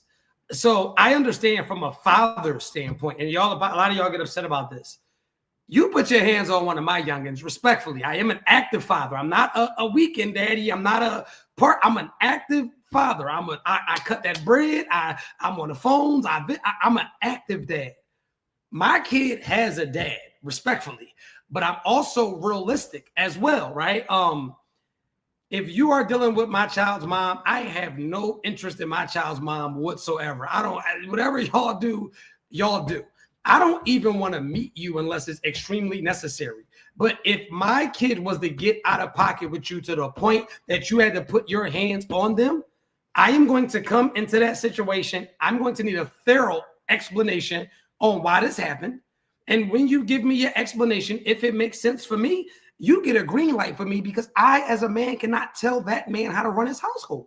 I'm going to sit down with my kid if I'm not in a position to take my kid, which is alhamdulillah, I am. But if I am not in a position to take my kid, I am going to sit my kid down. What did you do? What happened? I'm going to ask him, what did you do? What happened? How did this get here? And if I deem it reasonable for that man who placed his hands on my kid to place his hands on my kid, hey, you have to lead your household. A lot of y'all think that everybody has to go through you in order to address your children, and that's not realistic. You cannot give me selective masculinity. You cannot say I'm man enough to fuck you, I'm man enough to pay your bills, I'm man enough to rub your back, I'm man enough to protect, but I'm not man enough to discipline these kids. And that's all I wanted to say. I'm gonna mute myself so y'all can go. I agree with you, bro. I agree. I would just say, I think discipline, like for somebody else to come in, discipline is only going to work if the actual parent sets the tone. So if the actual parent doesn't allow for that man to be the man of the household, or like, oh, wait until your mom get home, those kids are never going to respect that man. Like, you set the tone on what your children will follow. I'm thankful I don't have to deal with that. Mine is almost 20 years old, but I did not allow anybody to like necessarily discipline her, because I didn't beat her, because I got a lot of beatings as a kid. So I didn't personally. She has gotten beatings, but not many. But I'm not going to allow somebody else to now put their hands on my child. But there's other forms of discipline other than just, beating the child. But if somebody got to wait until I get home, the child is never going to respect that person. And that's true. Yeah, and so the parent has to set that tone. And I would be okay with, like, I tell anybody, like, even if I'm just watching your kid, you can't expect me to, like, oh, here's a list of all the things your kid did, and I did not do any discipline. It's not happening even if I'm just babysitting somebody's child. Like, if your child is in my care, I'm going to discipline them. I absolutely agree. I definitely think a man should, based off the example that Truth gave, a man should be able to discipline the child. Like you have this man in your house, like around you and around your children. Why wouldn't you trust him to discipline your child? And I think especially us women that like alpha men, men that are leaders and the head of the household, is like you're picking and choosing when you want him to be a leader and when you don't. You're picking and choosing how he's going to be a leader. It's like you're facilitating everything. So what do you need him for? You can't pick and Right. choose and allow him to be a leader when you think it's beneficial for you and when you agree. I agree with that for sure. I'm being quiet. Y'all got the floor. Whoever didn't speak, I agree speak with up. that. I agree with that totally. But me personally, I don't beat my kids. You know what I mean? I came from being disciplined like that. My mom was cracking broomsticks and all types of, you know what I mean? Was going through I'm from the islands. yeah, my mom's too. So you already know broomsticks and all that was flinging through the house. You know what I'm saying? Every week we got a new broom. But you know what I'm saying? I just feel like for me, I don't know if that really helped me, you know what I'm saying? Because even at a young age, I was outside, I was selling drugs, I was doing a lot of stuff, you know what I'm saying? And I don't think that any of those things helped me. I mean, I don't know, you know what I mean? I think we was raised with manners, us as kids before to the kids compared now. But for me, I just think that sometimes it just could push kids to be more violent, act out in a different way. You know what I'm saying? Maybe trying to build a communication, maybe taking away things, maybe really disciplining in other ways besides just physical violence, I think would be more of a better solution for me. You know what I'm saying? And I would have a problem with somebody disciplining my child in that way, some guy or whatever the case may be, because at the end of the day, I don't hit my kids. You know what I'm saying? So I think that you could find a way to kind of like talk and communicate to kids these days, because these kids are soft. They're much different than how we was growing up. We knew, listen, don't touch that phone. We just got to ask, don't touch the phones. Whatever the moms went through the door, we ain't don't answer my door. We already knew everything. We said, go ahead, call cops when we got the beating. We wouldn't even dial a number. These days, these kids calling them on you. They got 9-1 press saying, "Mommy, go ahead." Let me just say this, right? Well, So, I think that a lot of people will get it misconstrued, right? I was child abused. I wasn't getting beatings. I agree with you though, too, but I agree with you. I don't think I don't agree with you. No, for sure. I wasn't getting beatings growing up. I was getting child abuse. There's a difference. I was hitting the head with meat cleavers tied up with wet shoestrings, beat with extension cords, 2x4s with nails in it. I was getting child abuse. I didn't get beatings. I wished for beatings. I would have yearned for beatings. I didn't get beatings, right? But now, as a black man in society, as a black man in society, right? Let's just be all the way transparent for a second.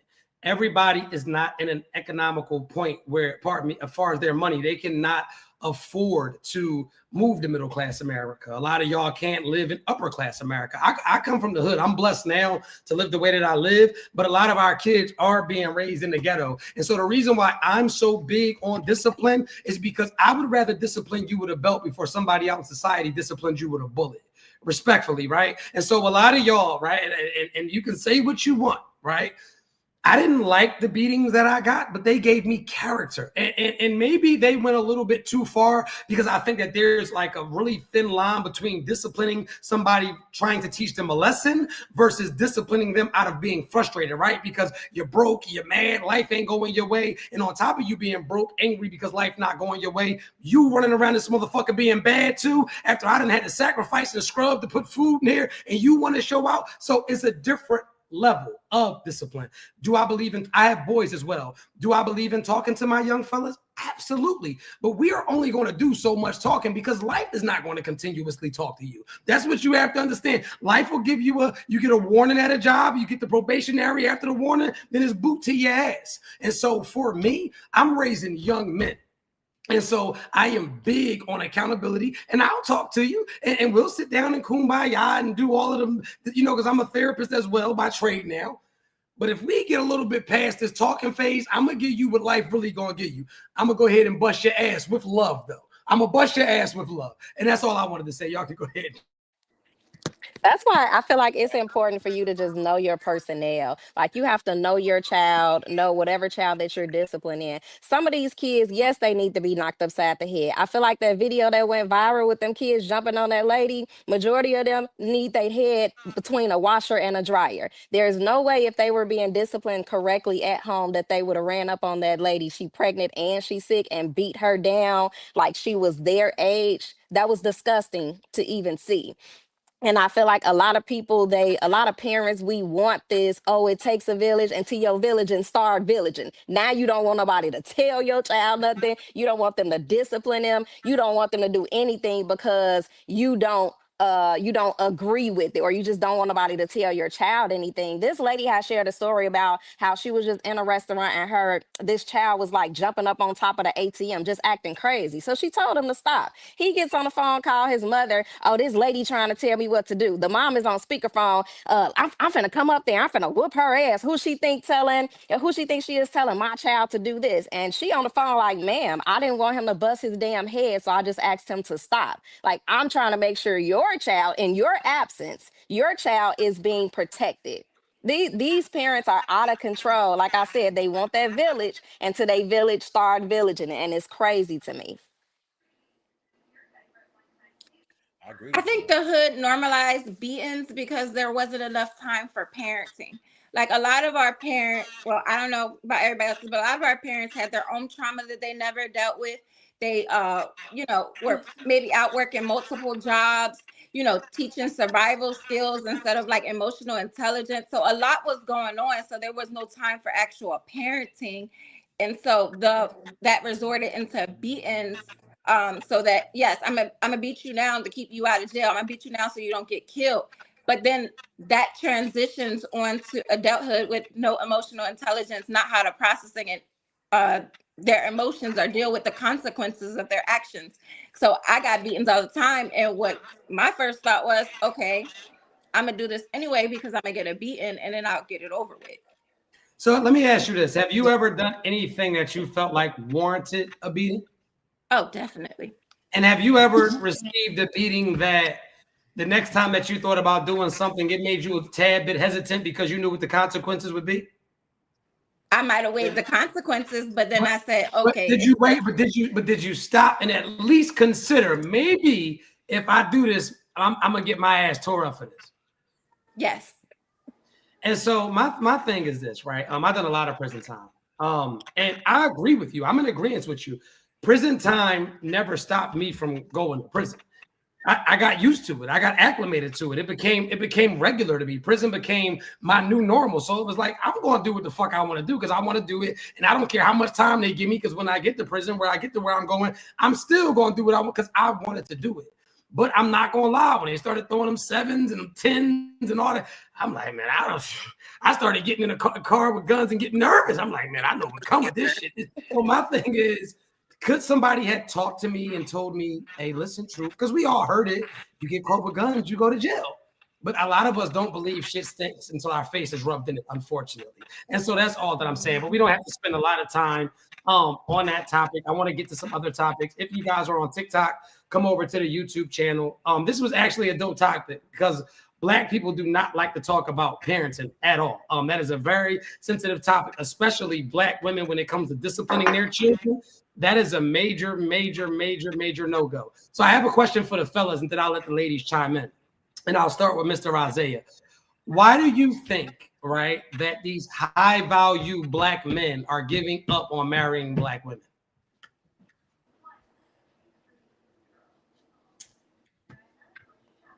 Mr. Isaiah Kelly, did you? My bad. I'm listening to the delay. My bad. High-value Black men giving up on marrying Black women. Position. Talk about it. Position, kind of like what I was talking about earlier, right? If I'm a high-value man, I didn't spend all of this time building a business, or I've spent all of this time going to school, and I pop on the scene, and I have to deal with your attitude, I have to deal with your criticisms, I have to deal with your lack of knowing your place, then I'd rather go and be with somebody who's going to submit, excuse my friend, but who's going to shut the fuck up, who knows exactly how to handle me, who knows how to make me great. And that's what it is. So if that's not an African-American woman, then I guess you need to go back to grandma and tell grandma to teach you how to be a woman so you can pop back on the scene and know how to treat me. Next black man, please. Could you give me? Thank you, Oop. Yeah. I think maybe some of them think it's about ease. I think the ease of it, and I think maybe optics. I think it's optics, the way things look, and I think it's about the ease. I think that some black men feel that dealing with other cultures and other women, they treat them better than black women. You know what I'm saying? I seen one conversation happening on YouTube where it was two black men in a car. And they was talking, and it was like, you know what? The Latin woman treat you better than a black woman, right, son? And they was giving each other fives. And I'm like, your mom's is black. So it just didn't make sense to me. You know what I'm saying? If your mom's is black, I could see whatever you're saying with your dating. That's something else. But that's the saying it takes away from their own mother. You see what I'm saying? So for me, I think what comes with us, it comes with looking in the mirror. You know what I'm saying? When we look at each other, you know what I'm saying? I think that we all come from a lot of the same struggles. We all come from a lot of the same past, a lot of the same kind of family structures, a lot of us, you know what I'm saying? And I think we running from that. That's one thing. We're running from who we are and what we are. And I think that they think that it's easier on the other side or the grass is greener, but women are women, regardless of what. Maybe things may be nice in the beginning, but whatever, if that woman gets scorned or whatever the hell happens, she's just going to be like a woman, how a woman's going to react. So it's no real difference, you know what I mean? So I think it's about, they think it's easy. And sometimes the optics or how it looks when they're with another person, I think. Okay, I like to chime in, then we'll let the ladies go. I think that these high value black men are giving up and choosing to or opting to marry women from other races because these women from other races look at these high value black men with admiration instead of just looking at you like you're another nigga. If I may go into it a little bit deeper, and please mute your phone. If I may go into this a little bit deeper, if I can dance, right? Let's say if I'm like super good at dancing, that's normal in our society. They're like, okay, nigga, you can dance, sit down, right? Let's just say if I'm tall, dark, and handsome with pearly teeth in the hood, it's a whole bunch of that. I'm just a regular nigga. If I can dunk a basketball, if the fact that I'm willing to get up and work hard for my family, to her, I'm just the nigga. But to these other races, they look at us with admiration. Like sometimes you got to really look at their eyes. Like I think it was like a post where these white girls were on the sideline looking at LeBron James while he was playing basketball. And they just were like mesmerized at this black king, right? Like, and it's so funny because what I've been noticing, right? It's not about ease, but it's about the level of appreciation. Unfortunately, and not all black women, because I think that we got some high caliber black women on here. But unfortunately, the majority of these women out here that are trying to date these high value black men, you want the man to be the 100% protector, the 100% provider, but you also want to dictate how much masculinity or how much voice that he has. These other women are coming right in, like you are paying all of the bills, you are providing, you are protecting. Let me do the one thing that majority of black women refuse to do. Let me close this. And a majority of black women refuse to close this. We have to be realistic. I pay the bills, I protect. You have to do nothing but the so-called womanly duties, and you refuse to close this. What's the song say? I cook, I clean, but this mouth won't shut up. And sometimes it is not a crime to shut the fuck up. And listen, and I'm gonna stop. Not only. And when you hear shut the fuck up, which is triggering a lot of you black women, I know y'all in the comments now tearing me apart. It's not shut the fuck up in a sense of shut up. It's be quiet in a sense of sometimes let me think it through. Sometimes I don't need you to always complain or attack me at every little thing that I'm doing. Give me a safe space to figure it out sometimes. If I come to you with an idea, instead of saying, you dumbass nigga, the first 5 ideas didn't work, how about you give me a safe space to come to it and realize that our women have forgot the art of planting the seed. And we talked about that earlier where we said women really run the household. Our women have forgotten the art of finesse. You forgot how to massage your idea into us instead of talking to us as if like you're challenging us, and it naturally makes us want to. Never mind. Let me shut up. But anyway, ladies, go ahead. Go ahead. I'm gonna be quiet. Go ahead. Great. Ladies. Because I really want to go there, but I will be here for the rest of the day trying to educate you. I see what you're saying, and it's different from the East. So that I can relate to that. I most definitely can. Yeah. But anyway, I'm listening. Like, and I'm gonna lead with this. One of the perks about my wife is if I came home today at this big age and said, babe, you know what? I had a dream last night that I could go to the moon. You know what my wife gonna say? She's gonna say, baby, what size moon boots you want? She's gonna say, what size moon boots you want? She's not gonna kill my dream. She's not gonna put a lid on me. She's not gonna minimize me. She's not gonna be nonchalant about my dream. But that's all I wanted to say. Go ahead, ladies. I'm gonna mute myself. That's dope. I agree. I feel like us as African American women have to Everybody learn mute. how to like bring peace into the home, you know, because I feel like when a man come from the outside world, he don't want to come home to chaos. And I feel like us as women, sometimes when we can nag a lot or not be peaceful in the home, it kind of calls him to, you know, go outside or want to choose a different woman or a different race.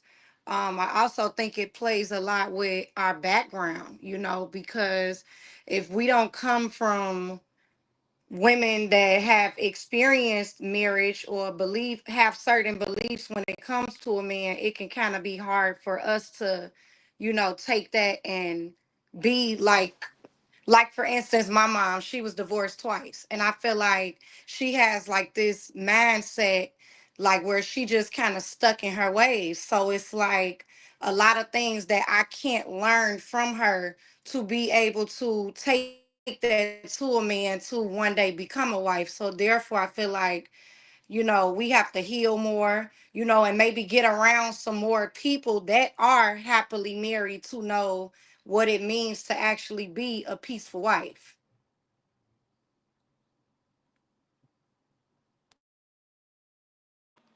So, wait, I don't know. You're on mute, Truth. Next Okay, lady, you can go hear ahead. me. I'm sorry. Okay, Yep. so as far as this topic, I was just thinking, you know, my perspective. I do think that a lot of men that equate, you know, like dating a certain race of woman with their status. Because, like I said, like when you look at movies, like Black women, they're not treated very kind, you know. They are always like the housemaid, you know, just all these things. So I feel like when Black guys decide, like, oh, you know what, now that I've made it, now that I'm a high value man, I don't feel like I need to date a Black woman yet, because it might be a possibility that she talks back. But also, they're always seeing that, okay, when you know, we see like these athletes and all these rich guys, they always have like a Hispanic or white woman or another woman from a different race. So do you feel like dating a certain race equates status? So I don't, right? I think that, and I don't like ease because he threw that word in there, and I'm like, I don't think that it is easier to date other women. I think that it's just a different level of appreciation. And this is what I'll say, and y'all can grind me up for this, and I'm cool with that, right? I think that African American women are not a majority, not all, but a majority are not raised and programmed to be a wife. And so when you get into these other households, when you get to these Latinas, when you get to these Beckys, when you get to Jamaican women, when you get to Haitian women, African women, these women, right, they understand the pecking order. These women live to be wives. So you'll never hear them complaining about cooking, cleaning, sex, motherhood, or any of that. But these African American women, these women complain about cooking. These women complain about cleaning. These women refuse to be quiet. These women want to fight you, argue with you. They want you to pay all of the bills, but have equal say in the house. And these other women outside of African American women, and I'm being very specific with this because it's not the African women. It's not. We don't get this from the African women. We're not having this problem with Jamaican women. We're not having this problem with women from France. We're not having this problem with Black women from the United Kingdom. These African American women are conditioned to put men through a lot of bullshit, and it's damn near impossible to satisfy them. You got to be over 6 foot. Your dick has to be 9 inches. You have to have $1 million. You have to be able to break dance. You have to be able to rap. You have to be able to kill. You got to be cool. You got to learn. You got to know how to dress. You got to damn near be able to jump through fire with greasing your hair and not let your hair catch on fire. I mean, it's like, well, what the fuck? But then you'll get with a woman from another race. And you're like, wow, this is different here. So you mean that we actually talk about it and we don't have to raise our voices, and I bring ideas to you and my visions to you, and we communicate and we can laugh and be cool together, and we're not weaponizing each other's trauma and then go to these other and not all. And see, my wife is Jamaican, so I understand it. I'm telling you, she was raised to be a wife. She admired her father. And so a lot of these African-American women do not have men that they admire. And so this is why even when you get a husband or you get a man, a part of you feels like it's a dick measuring contest. You won't outman in here. The most unattractive quality to me from a woman is any signs of like, man, I don't want a masculine woman. I love everything about a feminine woman, from the size of her fucking wrist. And anyway, but yeah, so for me, no. But go ahead. I apologize. Let me mute myself. How are you doing, Miss Samira? Thank you for joining the chat. So I just have one comment to make on what you were speaking about being in a household and, you know, letting the man lead, for example. I always say the man is the head, the woman is the neck. You should definitely, and that's a big thing for me. A man should be able to lead, even if you think that the idea is crazy, like you said, going to the moon. What size moon boots, you said your wife would say. And I 100% agree with that. As crazy as the idea can be, being the supportive backbone for him is the most important thing you can do for a man that leads. No matter if you think he's crazy or not, it's believing in him is what he needs to come home to. So that's just my belief. sense of that. Wow. And that's so heavy, because belief is so needed in these relationships. And it's so crazy because one of my deal breakers, once I figure out that you don't believe in me or my visions, I'm getting rid of you. Could you imagine, right? And I'm gonna just give you some game. Could you imagine when I'll give you a little bit about my life, right? So I was working at a battery company. This is how I ended up getting famous, or like even taking this path. So I was working 12 to 16-hour shifts, and I would listen to music while I was working. So one night, my shift commander, he comes in, he's like, yo, you're not gonna be able to listen to music no more. So I'm like, I'm pissed. I'm pissed because I would talk to my wife all night. I'm listening to music with my girlfriend at the time. And I go on my lunch break and I said, babe, I'm not gonna be able to talk to you tonight because we can't listen to music anymore. And she said, you sound so defeated. And I'm like, I am, because I'm just trying to do the right thing. I'm trying to change my life. And my wife literally said to me, she said, well, walk out. She said, I'll give you a year to do whatever it is that you want to do. Walk out. And my job was paying $45 an hour. And from an ex-con, that was decent money for me. I don't know what y'all make, but at that point in my life, I was planning to retire from that motherfucker. I wasn't going nowhere. And I said, are you serious? She said, yeah, I'm going to give you a year. I'm going to give you a safe space to fail. Come on. You'll figure it out in the morning. Let's get some sleep. Let's eat. Let's cool out. We'll just figure it all out in the morning. And I mean, I didn't need a year. I needed about 90 days. But what I'm saying is how you said, even if my idea may sound crazy, let me be your crazy. Support my crazy sometimes. And that's what's wrong with a lot of these women that we deal with.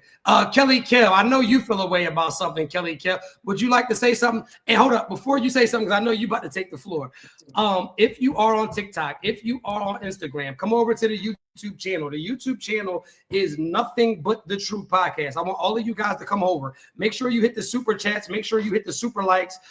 Make sure you guys subscribe. That is the only way that we can grow the channel. I'm taking some of these people on tour with me. I'm not going to say who I'm going to take yet, but I like some energy on here. Kelly Kell, what's up? Talk to me. What's going on? Hey, y'all. So as far as the men dating outside of their race, I'm going to start here. I feel like the men that actually, the men that like hate black women, the black men that like has like literally detest black women is probably because they had a shitty mother. And that's what I feel about that. As far as the black women being more aggressive or men running to a different race and feeling like they get peace from a different race, I feel like what it is that the black women actually see the potential in the black man. So we're requiring you to be great. Like we see in you what you don't see in yourself. And a lot of times we don't know how to communicate that. So it makes it seem as though we're being aggressive or we're going against what it is that you believe, but we see the future version of you and you're stuck in the now. Whereas, so we're requiring you to be great, whereas another race just requires you to be black. That's all I gotta say. Yeah. But I don't really all the way agree that it's just because a person has a shitty mom. You know what I'm saying? Because mothers will do what they do as moms. Because me as a young black guy, like I'm saying, my mother was doing everything for me. I was always smart in school, I passed tests and stuff. But I was in Brooklyn. I was outside with my friends. I was selling drugs, all of the stuff that I was doing. You know what I'm saying? And my mom never was a reason for any of those things. My mother's a real spiritual woman and all of those things. You know what I'm saying? My father wasn't there like that. And maybe some of those things develop insecurities in young men, as you know what I mean? But I don't think that the mother is to blame for that. You know what I'm saying? A lot of times, some mothers ain't shit. You know what I'm saying? But that's not what I was referencing. But I wasn't referencing going out and doing certain shit in the world. I'm referencing the men that actually have this, the black men that hates black women. Okay. I feel like those men that just hate black women, like everything about a black woman they hate, and they just praise the other races like they're some type of gods, is because they had shitty mothers. There's no way that you have a black mother. Or maybe they just hate their mom. Maybe they hate their mom. Right, but usually they hate their mother because she was a shitty parent. I don't know not one man that hates their parent and they wasn't a shitty parent. Some people internalize racism. Yeah, because let me get this right though. So you're saying that men that want to date other races, you think that the main reason for that is because they had a shitty mother and they hate black women? No, I think the men that hate black women because they had a shitty black mother. I'm not talking about the men that have a preference of dating. That's fine if you have a preference, or whatever. Right. But there's men out here, black men, that tears down the black woman and exalts the white woman that they're dating, or the Mexican woman, or whatever woman that they're dating. And nothing about a black woman is good, regardless of who she is, where she came from, but his mother is black. I feel like that started at home. So if I may interject for a second. So this is what I will say. I've never personally met a black man that openly admitted to hating black women, right? Like I've never been around that. And maybe I'm around the wrong crowds, or maybe I'm not that experienced, but I'm kind of international. I've never met a black man openly admit to me, I hate black women. What I will say is this, though. I do know black men that hate black B words, and there's a major difference. A black woman and a black B word is not the same thing. A black woman moves with elegance. A black woman moves with class. A black woman acts like a lady no matter what environment she's in. A black woman is lovable. Our mothers, our daughters, our grandmothers, our aunties are black women, and they get the utmost respect. Now, I'm not saying every black man moves like that, but for the majority, we love our daughters. For the majority, we love us some grandma, and we damn sure love our moms. So to say, are we saying that they hate black women, or do they hate black women who carry themselves like black B words?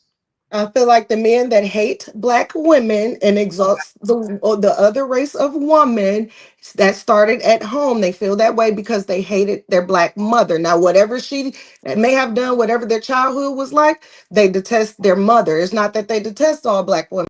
They detest that very black woman that they came from, that represented the world to them, because that's what they grew up around. Mind you, she was a reflection of everything that every other woman that they were going to come in contact with, because she couldn't teach them nothing more than what it is that she taught them.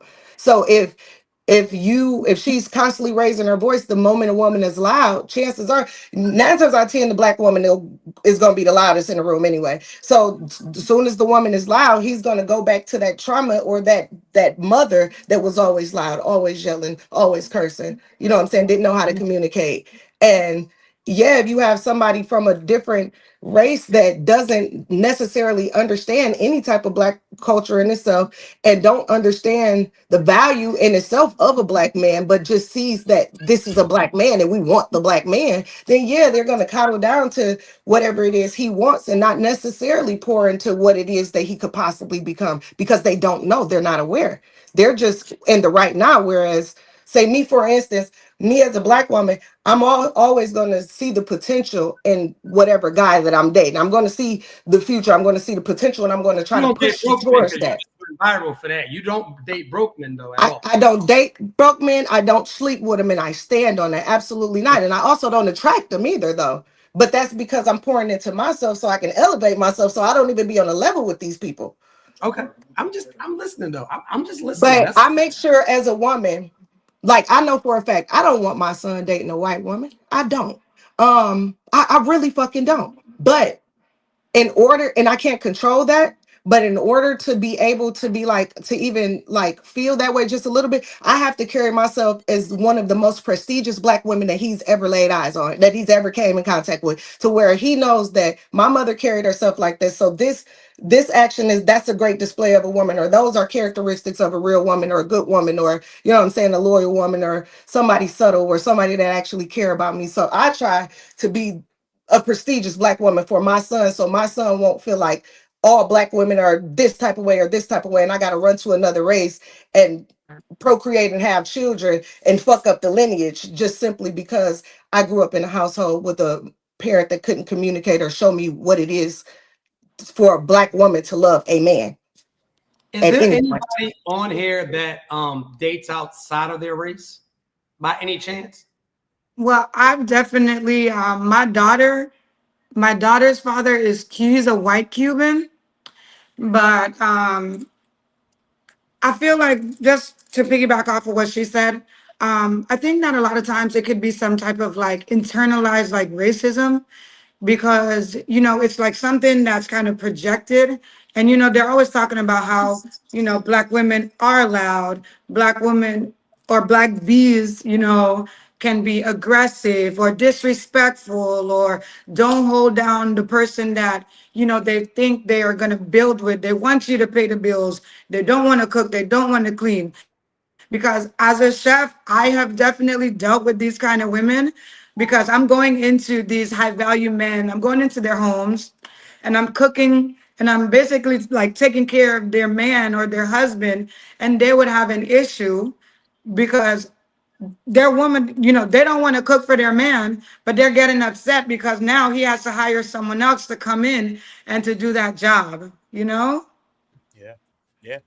I've also dated outside of my race, and I have a very interesting take on that. I'd love to hear it. So I'm white, I'm Russian. I dated someone for 3 years. His mom was black, his dad was Irish, so he's mixed. But his mother, being a black woman, who I absolutely still adore to this day, I still talk to, was an amazing mother, was a teacher, and I don't think it has to do with race. He dated a black girl before me. I don't understand why we have to put so much precedent on race more than who the person is. My daughter's 11, and she still looks at her as her grandmother and doesn't understand why she couldn't be her grandmother. Because people are like, oh, she's black, your daughter's white. And my daughter doesn't even have the mentality in her head that there's a difference. That's, I think, more of the problem, is we to put too much precedence on, black or white or this or that. What does it matter if you're a good person and you're treating someone correctly? And his mom had zero issue with me being white. Yeah. And I treated her son like gold, but I treat anyone like gold. And that's how you're supposed to be. If you're putting something on your children saying if you only date a black woman, it's okay. So what if they fall in love with someone and they're white? What's the problem? If someone's good to your child and is taking care of them and doing everything right, what should it matter? It shouldn't at all. Okay, And I don't look at anyone like they're black or white. And I know that's crazy because we live in a world that's all that matters at this point, but it shouldn't at all. Well, I'm going to interject. I feel the way that I feel about my son and my black nephews, and race does play a big part in this. I mean, I get you're saying that because you're not black, so you probably wouldn't understand why race matters in the black community. Because if all of our black men go get white women, Russian women, women that's outside of our race, after a couple generations, there won't be no more black children. There won't be no more black people. Our race our race would out of there. That's out of there. So the thing about it is, if all of the wealthy or rich white men or Russian men were going to get black women, and you had a shortage of wealthy white or Russian men because they wanted to go run to black women, then the question of why race matters would not be a question. But it definitely matters if majority of our black men are going to other races and procreating with other races. Because mind you, these are not for a black, pardon me? It goes both ways. Like I said, he was mixed, right? So his father was white and went and married a black woman. No, I So understand that. you know what I mean? It can go both ways. But you asked me like the take on like pretty much as far as why I feel this about my son. Yeah, me as a mother, do I want my son dating a white woman? Absolutely not. I would hope like hell that somebody around my age is raising their daughter to be a hell of a woman, a hell of a wife, so that my son can go marry a black queen, have black beautiful children, and continue on this black legacy that we have in our family. Absolutely, because come on now, ain't nothing more powerful than melanin, and I think that's the problem that throughout the years it's been an attempt to sever that. Like even back in slavery days, it's been an attempt to sever that, and now we're here. And now we're like, oh, we can't talk about race or why race matters. It 100% matters because we'll be wiped out if it didn't matter. Kelly, to that point, We can't get wiped out. But to that point, though, Kelly, look. Yeah, true. That's your question. So my question is, Kelly, because I've met you in real life, you're kind of light skinned. Do you think that there may be some white blood in you? And you got blue eyes. So I mean, I'm just trying to figure out. Do you think that there could be a pinch of Caucasian meat that was, inserted somewhere, maybe down the line, or I mean, like, talk to me. Like, do you think that I'm not saying that it was like, for instance, my dad, his dad is German. His dad is German. His mom is black, but his mom was also blind from the time she was 4 years old. So she was liable to date anybody that was willing to love her, accept her, be with her, whatever. Not saying that it wasn't true love or whatever. I'm just saying that right there ain't one that we can kind of rock off of, because she was completely blind. So she went with whoever the fuck wanted to be with her. But it probably is. Now, can I pick up the phone and call him and call my white auntie? Like, no, I can't. You know what I'm saying? Like, my uncle, he married a Mexican, so he have partially Mexican kids that happen to act black, whatever. That's fine. But as far as my son, do I want my son to be like, hey, mom, here's Becky? Absolutely not. But do I want him to be like, hey, here's Kwashika? Absolutely not. Hey, mom, here's Ashley. That's a little better, So she can't be ratchet black and she can't be white. You want in the middle. You want balance. I want him to choose somebody with substance. Absolutely. Right. She can't be nigga black and she can't be Lily white. Yeah. No.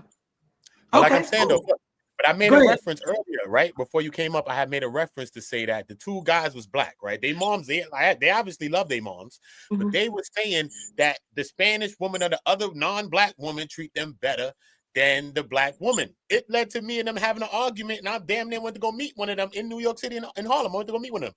It's like a couple of years ago. It's crazy. I'm like, he couldn't understand what the argument was about. But look, it wasn't about his mom not loving him or nothing like that. It may be societal. It's maybe whatever you could say, slavery, whatever the traumas we didn't face. I don't know, but it ain't his mom's. Or it could be just what you said. It could be just what you said. She just simply treats them better. I'm talking about the ones that have a hatred for the black woman.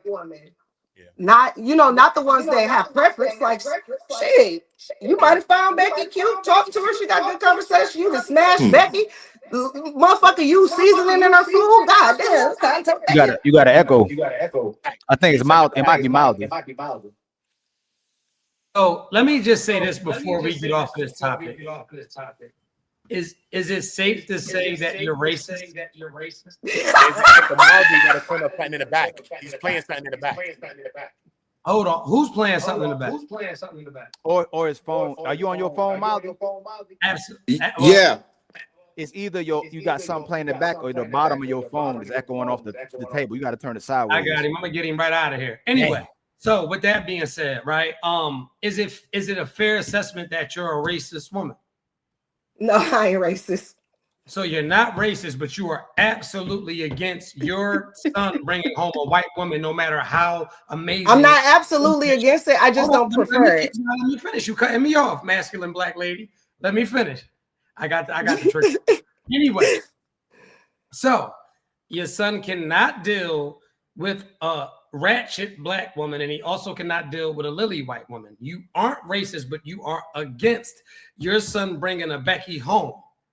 no matter how amazing she is to your son and how she makes him feel? I would prefer not. I'm not 100% against it. I would prefer not. Now, he can date whoever the hell he want. What I'm against is him bringing a man home. Now, as long as the bitch ain't no man, then that's fine. You know what I'm saying? But I prefer, I just know that a lot of men go in that direction because they haven't seen anything good come from a black woman. They've seen the same shit over and over and they don't want to deal with it. So I make sure I'm not that type of woman so that won't be the first thing that he chooses to do. Experience a couple black women and then decide that, but don't let that be the first thing. And the only way that I can kind of ensure that is if I set an example of to my son and to my daughter as to what a black woman looks like when she's healed, when she knows how to communicate, when she loves her children, when she's present in the moment. You know what I'm saying? Like, I can only display that to my son, and I hope like hell he finds or attracts a woman that actually emulates that and compliments him in that way. Now, if she happened to be white, then okay. Now, if she the first white one, the first one brought home and she white, I'm like, you ain't like nobody else in the class. But see, I mean, if he's tried and failed, then ain't nothing I could do or say about it. I would just hope like hell that he doesn't give up on the black woman just because he encounters one that does not serve him or one that does not respect him. Can I say something? Oh, absolutely, sir. My Wi-Fi been acting up because all this capping that's been going on. But respectfully, y'all sisters, like respectfully too. This from Jesus. Like I'm grabbing a hold of Will. Y'all liars, man. Y'all are huge liars. Like y'all go to church, but your best friend a 304 and you always outside with her. You don't want your man to be gay, but your best friend is gay. And you support the LGBT community. You don't want no coon or your kid dating outside, but you'll use feminism, sexual liberation, and a court system against y'all, man. Y'all want everything and nothing at the same time. It happens all the time. You want all the power, no responsibility. So y'all keep asking what's wrong with the man, but never look back at you and say what's wrong with the woman who raising the kids. So most of everything y'all say are lies. If you can get Cash App, if you can get stripper money, if you can be an only fans woman, if you can get a man to fix your car, if you can get a step crash dummy, why can't you keep a father in the house? Why can't you keep a husband in the house? Y'all are liars. Y'all prioritize yourself over the man, and then when you don't get what you want, you play victim and you make the man the predator and you say he the bad man. But somehow these men who no good keep getting inside of you and getting you pregnant. But the man who good, like my brother Truth keeps saying, y'all look over those men. He not good enough for you. His pee-pee might be too small, he might be too heavy, he might be too short. It's something wrong about him that you keep finding. But what we found out every single time is that even Michael B. Jordan is a problem. Even Shamar Moore is a problem. Even Tyrese is a problem. Even Tom Brady is a problem. Y'all find every single thing to find wrong with a man and every single reason to leave instead of every reason to stay, because y'all don't have no responsibility to the community but yourself. Everything is about your feelings. Most of these brothers, I know for a fact, that went through hell with sisters and went, as long as she don't deal with no other man when I get in this car, I ain't gonna let her go. I'm still gonna deal with her. But y'all will find every little reason to leave your man, and you the problem. You don't want to acquiesce. You don't want to cook. You don't want to clean. You don't want to get that man head. You don't want to get that man sex. You don't want to get that man peace. But then when he step out because you unfaithful, oh, he cheated on me. Most of what y'all say respectfully are lies, because even if the community is dysfunctional, I'll ask the sisters this, and this is how I know y'all disingenuous. Do women and kids flourish better under the control of men or under the control of women? Sisters. You know? It's a question. I'm asking the sisters. No, brothers, don't answer it at all, because they want leaders. Do sisters flourish better under the control of men or under the control of themselves? Do kids and children flourish better under the control of a man or under control of a woman? It just depends. It's No, it definitely don't the depend. man. No, You it gotta pick one. definitely pick one. depends, It because ain't you no can have depends. a shitty man that does not know anything. You and answer. just You get it A man- depends. You get it depends. What's her name? I don't respect. Is it Ravon or It's the man, and it's man? Okay, the hold on. man Stop is right there. Stop right there. Samara. Is it Samara or Samara? Samara. Who do women and children flourish better under? Men. A man The man. or men, right? Should men Yes. control women? Control. Mm-hmm. I mean, I believe the man is the head of the No, household. I'm gonna ask you again, because I use control. I use it on purpose, right? You said a man under the control of man. Should men control women? That's a tough question. And that's right, Mrs. Owens. Should men control women? I don't think it's about control. I think Well, it's about that's what mutual respect. you already answered it, Miss Ramon. Should men control women? Only because I think a little different. Control, I would say yes. It depends And on how we you already know look at Kelly it. answer. Most women are the problem. They want a leader that they can control. They don't want the man to control them. They want to do whatever they want, what they want. They want the man to do whatever they say. The emotional intelligence, the communication, emotional availability is all about what y'all care about. It has nothing to do with the man. And you would rather pick outside than be under the coverage of a man where you will probably flourish and be the best version of yourself, and he'll be the best version of himself, and the kids will be the best version of themselves. But y'all race to the bottom. Y'all try to see how bad y'all can do. By the And way, you after don't know y'all my done, answer. After y'all done, y'all go, you know what?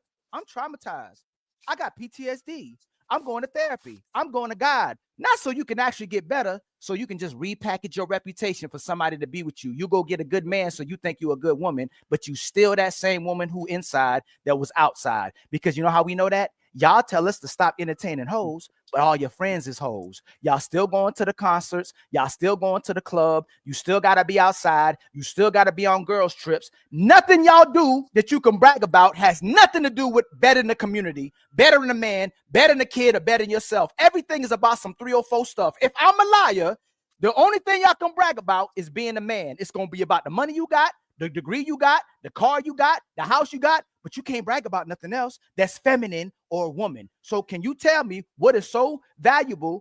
Any sister on here that has nothing to do with being a man, has nothing to do with your degrees, has nothing to do with a house and a car, just like a man, that makes you valuable to a man? Somebody really, really did you Somebody bad. hurt didn't me. they? Somebody hurt me, right? No, So no, no, no. y'all Seriously, remember, like I so study y'all remember psychology. this. Y'all Like remember this. you Y'all came remember on this. here gunning, like I was, y'all remember liars. this. I was in Like mental it health just for 15 years. I that's got 2 fine. It just businesses. goes to I got a show like you're family. speaking Right from now, I experience take of the care of my women that family. you've When experienced. That's sisters, this what sisters insane. do. Now watch, after this is done, Kelly, eventually she gonna get to you sassy. They No, love I don't do they that love because let me, my entire I'm talking. platform of You get it up me. 900,000 You followers, mad I take you up for said you men. already So made it, you already I made it, absolutely you won't. already made it, you I already made the ad absolutely hominem. won't. You already made the ad hominem. All y'all can keep I telling is what you absolutely say y'all won't. You got. must You don't know already the said it. content I do. You already said it, man. And I triggered you, right? Because you You said did not somebody hurt trigger. You don't have you. access to my So emotions. what is the You proof that came if on I'm triggered. so what's the proof that I was hurt? You came on triggered. You spoke to everybody on the platform. So substantiate how I'm hurt. You spoke to everybody on the platform. We're having a Substantiate how conversation. the individual with this green hat up here that has 2 successful businesses, has a family. That's fine. I came have up 4 here successful to businesses.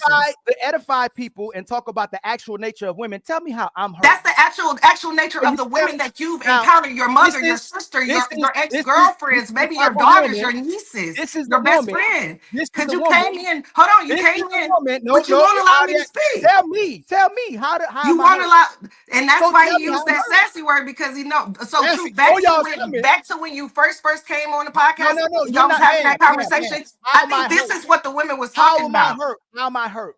We're still waiting on that. How am I hurt? I can't even speak. You won't allow me to speak. So you got it.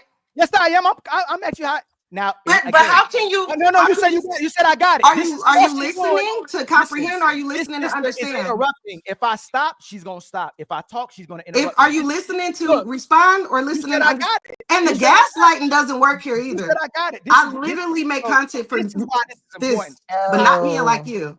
Ma'am, you want to talk or you want to let me talk? Which one we gonna do? You just, oh my God.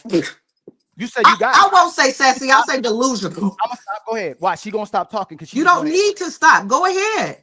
A person, listen, I can't even communicate with you. I would have to lower my intellect to communicate with you because you won't allow it. You have experienced such fucked up women in your lifetime that your dynamics and your viewpoint of women, you came on a platform with prestigious women that don't live the life of the women that you're used to, women that are not hoes, women that are not judgmental, women that take care of their men, women that love the black man. You came on here tearing us, ripping us apart to shreds because you were triggered by a woman that has nothing to do with us. What was We I don't wrong? have nothing to do with what you Tell me experienced. what I was wrong This about. does not apply to us. Get on You that phone ain't and call telling that woman that hurt you. Get on the phone and call your you mom. Get on the monologuing. phone and call your aunt. These women on Monologuing. this platform, including myself, did Monologuing. not do anything to warrant You you haven't answered to, my y'all question. are liars. Y'all are, we can't relate to what you experienced, love. You lying right now. You said I'm hurt. And you can't tell me why. All you doing is I deflecting don't the know dialogue. why you're hurt. You know why Then you're why'd you hurt. say I was hurt then? You're yelling. Calm down. Man, Are you this okay? is passionate. Yo, I'm telling y'all, this is the only country where You the lack women tell their men communication. how they supposed to talk. In another country, she would have got shot out the door, out You the don't window. know how to Ain't supposed to no man. communicate. You're This is the only yelling. country where a woman can talk crazy to their man and don't expect to get knocked You're out the door. yelling. This is the only, and it's our sisters too. Them But why are demonstrations you on yelling? stage. Man, But this is why are you passionate. yelling?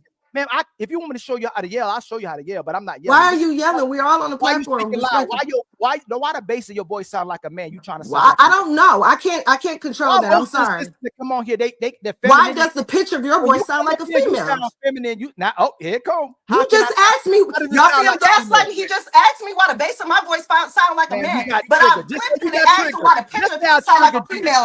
And Just it's like, say oh, something. here we go. So you can say something to me about my voice sounding masculine, but when I say yours sound feminine, it's a problem? It don't sound. Mine is deep. Yours is deep. Why's your voice But when deep? you yell, it's very pitchy like a female. Why's your voice deep? I'm not yelling. Maybe my voice isn't deep. I Yours think is just we a more got off pitchier. subject. No, we didn't get off subject. This is what whole- happens in a man's household. Sisters like this go in a man's No, household. that's what happened in your household because can't you close her argue with mouth. your woman She can't because close her she mouth. doesn't agree with you. She said first, instead of addressing what I said and say, you know what, you're wrong. Let me substantiate. She go, you hurt. You wouldn't allow me to. You All argue. women- you said I was hurt, ma'am. You didn't substantiate You nothing. are. So what was I wrong about? I don't know. You didn't even know what you was right Nothing. about. She can't say nothing. You All don't she know can what do you is were her right hands. about. You're arguing. You are literally raising your voice, you and talking your over feelings. somebody. You're You and asking your- somebody for their opinion. You won't allow them to give it, and then you're listening to respond.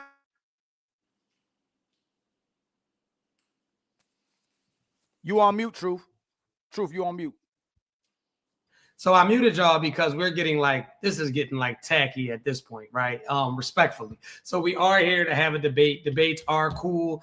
But we can sing together. We absolutely cannot talk together. Y'all are both intelligent. Y'all both know how to articulate. So at some point, right, what we're going to have to do is have what's called effective communication. And the only way that we can communicate effectively is just chill for a second, light skin. The only way that we can communicate effectively is one person has to go, then the other person has to go. Honestly, I'm going to commend Miss Kelly because I've seen her get ratchet today. She's not being there. So I'm proud of you. But what I do want to say is this, right? You said that, and I'm gonna let you answer, then I'll let Ali go, right? Oh, and for everybody on TikTok, come over to the YouTube channel. There's Nothing But the Truth podcast. Hit the super chats if y'all want this live to keep going. I could get off of here. I could be eating some coochie laying in my bed right now, personally. That's what I'd rather be doing. But if you want to be on the super chat, in the live, if you are on YouTube, click the likes, click the subscribes, and make sure y'all get this super chats and the memberships at the bottom of the screen. It is the $ at the bottom of the screen. Turn this joint up if y'all like the conversation and hit the likes. So anyway, I want to focus on this topic, right? Because we did talk about the sassy men earlier. And so what I'm going to do is take a poll for everybody in the comments, and then I'm going to let Miss Kelly Kell talk, and then I'll let the brother Ali talk. For all, and then I'll let the brother Isaiah and U talk as well. For all of the women that are inside of the chat right now, how many women feel as though the brother Ali is sassy? And I just want a show of hands. I want to say, just say Ali, or sassy, however you want to comment. I want to know how y'all actually feel. We're going to put a census together. How many women feel that Ali came on and that he's exerting sassy energy? How many of y'all feel that way? And if you're on TikTok, come over to the YouTube channel. He said, so is he sassy or hurt? Because those are two of the things that we play with. So sassy, extra hot, sassy. And make sure y'all hit the like sassy, hurt, sassy, too sassy, not sassy, but aggressive, hurt. He is both sassy, both hurt. Okay, cool. All right, cool. Now that we got the senses out the way, Miss Kelly Kell, what let me unmute you. Okay, cool. what about his energy, right? Because you're a woman, and I'm pretty sure that you pay attention to men. So I want to know, as a woman, what about his energy allows you to basically pinpoint from the rip that he has to be hurt? Okay. So, I just graduated with my master's in psychology. Clap it up for me. Being sassy. Okay, well, so we were on one topic. He instantly charged in, attacking all the women on the platform. His subject had nothing to do with what we were talking about. He overtook the conversation when somebody interjected to, did not necessarily agree. He never gave them time to speak or talk. He wanted to talk over them. Once he realized that the conversation isn't going that way, he raised his voice as well. And then he tried to gaslight. I'll speak for myself. Then he tried to gaslight. Then he tried to attack. So because the raising the voice, the yelling, the temper tantrum did not work, then he tried to gaslight. And because that didn't work, then he tried to attack my voice. When I said something back to him, hey, your voice is pitchy when you're yelling, my voice is deep, your voice is pitchy, then it's like, you see, she's going to do this. That's back gaslighting and then yelling and over talking. So that's what I would say is sassy or delusional, because as a man, one thing about, and you know my platform, one thing I tell my son this too, as a man, you need to know how to communicate. You need to know how to digress. A real man knows how to communicate. A real man knows he don't have to raise his voice. Females yell, females scream and holler and get emotional when they can't get their point across. I get the point of it being, that you're stern on what you feel and whatever, but raising your voice as a man to communicate and get your point across, that is what females do, because a lot of females cannot communicate effectively without raising their voice because they don't feel heard. But as a man, you should be able to stand your ground, stand in your power, stand in your masculinity without branching off and getting too emotional to where you gotta yell and scream and bang your head against the computer and do all of that and try to prove a point that you're not even making. He asked you what show. Okay, You're doing it again. You're listening to respond. You said a whole book about nothing. What show that I was hurt? I just said it. None of that demonstrates that I'm hurt, man.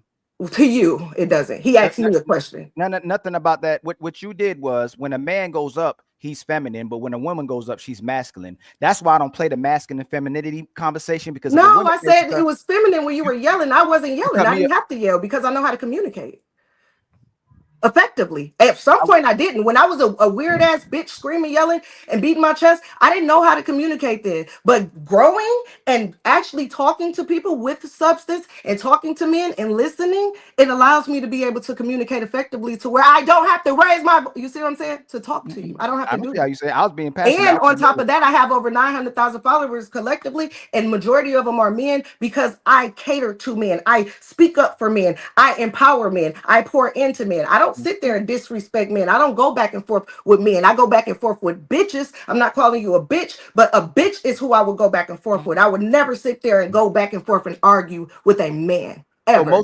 So most women who cater to men are grifters. They're chameleons. They placate like they about men, but they're making money off of saying what men like to hear. If I shouldn't go back and forth with a man, a feminine woman wouldn't go back and put a man in a position to go back and forth with her. You should have closed your mouth. Take accountability. No, I didn't put you in position for nothing. I'm mute again. That's fine. You can mute. I didn't put you in a position for nothing. Take accountability. Your actions are yours alone. When I put this food in my mouth, are you going to doodle it out? Absolutely not. I didn't put you in a position for anything. You as a man just don't know how to communicate. And you don't know how to digress. And that's your problem, not mine. My father was in my life, and he's a damn good father, and he taught me a lot. And guess what? I will not, you can't pay me to disrespect that man and no man in my life, including my son, including you. So what your recollection about me is wrong. If you're wondering why I feel like you're hurt, because you're standing on what it is that you feel that shows that you're hurt and you're emotional, you need to heal. And there's some women in your life that did you wrong to where you feel like all women operate like this. I said I cater to men, I uplift men. Now I gotta be XYZ and just talking out my ass. How about I care for the black man? I love the black man because my dad is a black man and my son is a black man. Okay. Could All that right, be cool. anything? No, she not. She'll Okay, cool. contradict. She said black men I'm hate gonna let you women. talk. Go She ahead. said that Go ahead. there's black men that hate women. She can't point out the black men that hate women. That's the rhetoric that black female feminists say, that when they say black I men never hate. said that. Yes, you did earlier. He had to ask you.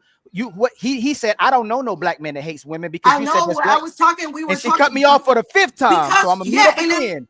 This when Go ahead. somebody's wrong, they can't have a conversation. you're wrong. Somebody look, she can't I control never herself. said that She's though. completely triggered. You did Go ahead, say I'm that. listening. Go ahead. Truth asked you.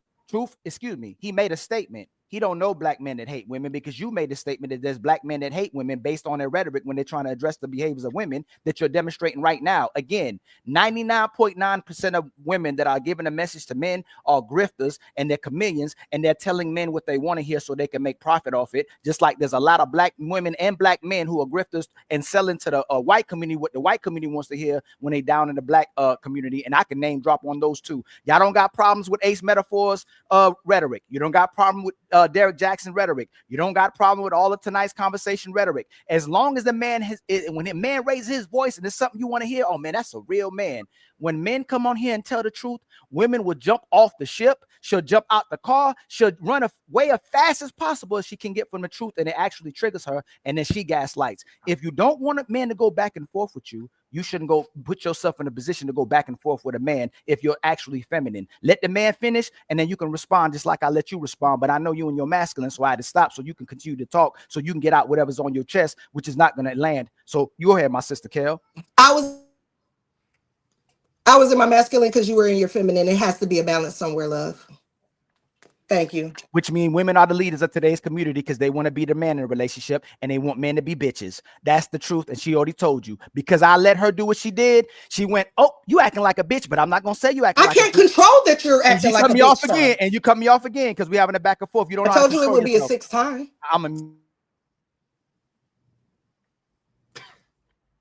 All right, so okay, cool. So anyway, I want y'all to come over to the YouTube channel, Nothing But the Truth Podcast. I'm going to let some other people talk because we're not here in a debate. Y'all are adorable. I think I'm gonna bring y'all to Houston so we could talk on my actual set. This would be fun. I would like to indulge in this. I'm gonna ask some questions, and we are going to go from Isaiah to Samara to Ali to Oot to Kelly Kell, Daryl the designer, Siobhan, and Rayvon Childress, and then I'll give the last part of it. Matter of fact, I'll let the people in the chat pick the topic. What topic would you like us guys to talk about? And thank you so much for the super chat. It's a damn shame that we almost got 300 people in here and y'all did not hit the likes and y'all did not get y'all super chats. If you are enjoying the live, hit the super chats, man. Hit the super chats. I'm gonna bring a couple more people up on the live, and we just want to know what topics do you guys want us to talk about, and not the same old corny ass whack ass topics. We don't want to talk about the same old corny ass shit. I want y'all to go in depth. I thank you so much, Tiffany, for grabbing your super gift as well. And if not, I could come up with them. My topics are amazing. You know what? Well, I'll do it until y'all come up with a topic. And come over to the YouTube channel, which is Nothing But the Truth Podcast. So my question would start with Isaiah, and then everybody else can go down the line. So this is something that I feel, and I just want to know what's your input on it. I believe that a woman should not be accepting any money, gifts, trips, or anything from a man unless she knows for a fact in her heart of hearts that she plans on some point being sexually active with him.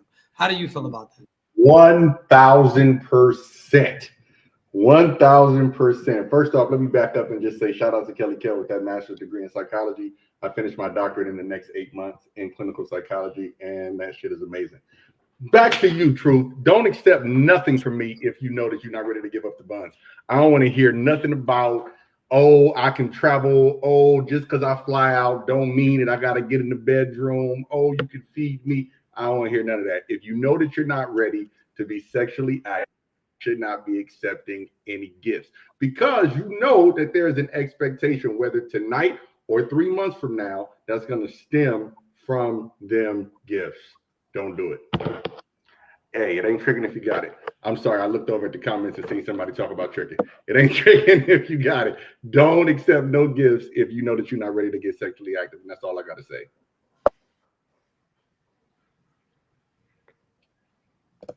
Samir, you're muted. Hi, I am muted. Okay. So I agree. As a woman, I'm first of all, I'm not going out with someone that I'm not sexually attracted to. I think that's another thing.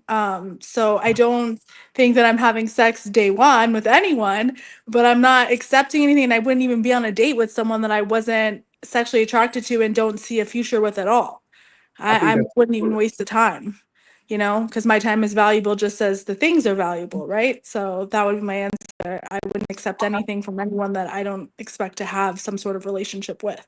Thank you, Latasha, for the gifts as well. Brother Ali, how do you feel about that? Should a woman be accepting gifts, money, or any monetary gain from a man that she knows she does not have any plans on being sexually active with? No. It's just like if a woman wants a woman wants a man to be honest, I shouldn't be taking sex from her if I truly don't want to be in a committed relationship with her. If I'm love bombing her, if I'm setting her up for a relationship, but then I'm telling her that I'll be in her relationship with her, and I'm still conducting myself in the manner where I'm setting up to believe that we'll be together one day, and I'm having sex with her, it's me misleading her. If you're taking gifts with a man, you're using him, and you're demonstrating that you value him for his material and superficial qualities, but you don't want him to actually be in a relationship, so you're using that man, and it demonstrates what kind of woman you are if you're taking gifts from a man.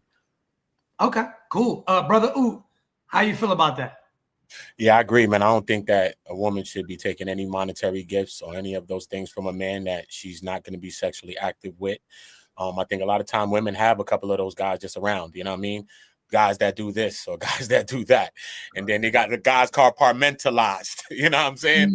So I just think that unless you plan on going to some sort of a level, and I believe that if a woman knows if she wants to have sex with a man, if she's around him and she knows that, but I don't think that you should be taking any monetary gifts or anything, or at least, and especially going on no trips or none of that, really. Absolutely. If you don't plan on giving up, no, for sure, for sure.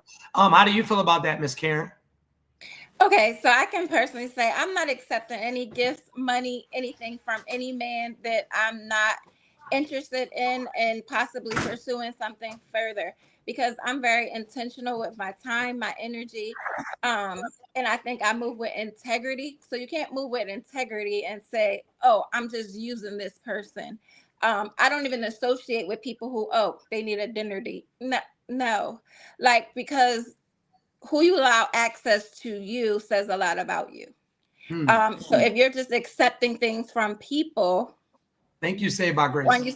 One, you sound like, it's a charity case. You're a charity case now. So I don't want to ever be positioned. I don't want anybody to ever feel that way about me. Okay. So cool. I'm not going to accept that. I love it. Kelly Kill, how did you feel about that? So if I don't see any future, it could go anywhere. I wouldn't say I'm sexually attracted to you, but if I'm attracted to you in any manner, then yeah, we'll date. But one thing about me, I'll bring a gift on the first date. So if you buy me a gift, yeah, I'll accept it, because I'm also a gifter myself. Okay. Hence the reason I say I don't date broke men, because I know me. I'm tricking on my man. At first date, I'm coming with a gift, baby. Like, we about to see who can make each other the happiest. But that's just me. Okay. But a man that's just cashing me out, and it's like, I wouldn't accept a gift without informing that man that my intentions are not to sleep with them. Like, I wouldn't accept a gift with him thinking that, oh yeah, I'm about to crack the buns after this. No, absolutely not. Like, I would make it clear as day. And if he still wanted to give, and I've had a few that did that, then that's fine. But I made it crystal clear. It wasn't under any false pretenses. Cool. You cook. Miss Siobhan, how do you feel about that? Okay, you ain't got your shit together yet. Miss Siobhan, how do you feel about that? I got my shit together. My shit is together. Okay, I'm taking a gift because, like she said, I'm bringing a gift. I got a few gifts. Man, like what? What's the gift? What gifts are you bringing? What gifts is that? So we going to dinner, right? I'm bringing some cologne. I'm bringing some nice cologne. So that's gonna show me that I'm into you. So off the first time we go on a date, or you're bringing cologne first date. It might be the third one. It might be the third one, because you're not cracking. You're not cracking. Cool. Yeah. Daryl Designer, how do you feel about that, good brother? I would say no. I don't think you should accept the gifts. I think it leads, and well, from my personal experience, anecdotal experience, I've given personal gifts where I've made things for people. Like I make clothes, like I'm a designer, and I've given like gifts like that to girls that I've went on dates with, and they may have returned gifts in return, like to show that love back. You know, whatever it may be, some chocolate or, you know, a date. They may pay for the food that day, but it's like it's only just for that return. I don't think they take that gift as something more than it just being something material, like a gift, like literally what it is, versus maybe an expression of love or affection or moving towards something more than just you trying to show that you care about them, that you want to, that. Okay. All right, cool. We got another topic. We're gonna get right into it. We're gonna keep on rolling. How do you feel? And this, I'm gonna start with Isaiah because we're going right to left. Everybody mute. There's a feedback.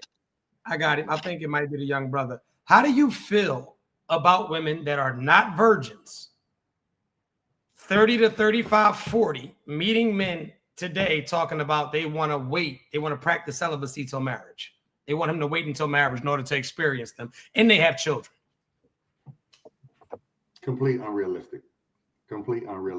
Now, hold up. Now, I'm not saying if you meet your dude, say in the church, and both of y'all is on that spiritual journey and y'all like, we're not going to do this corporately.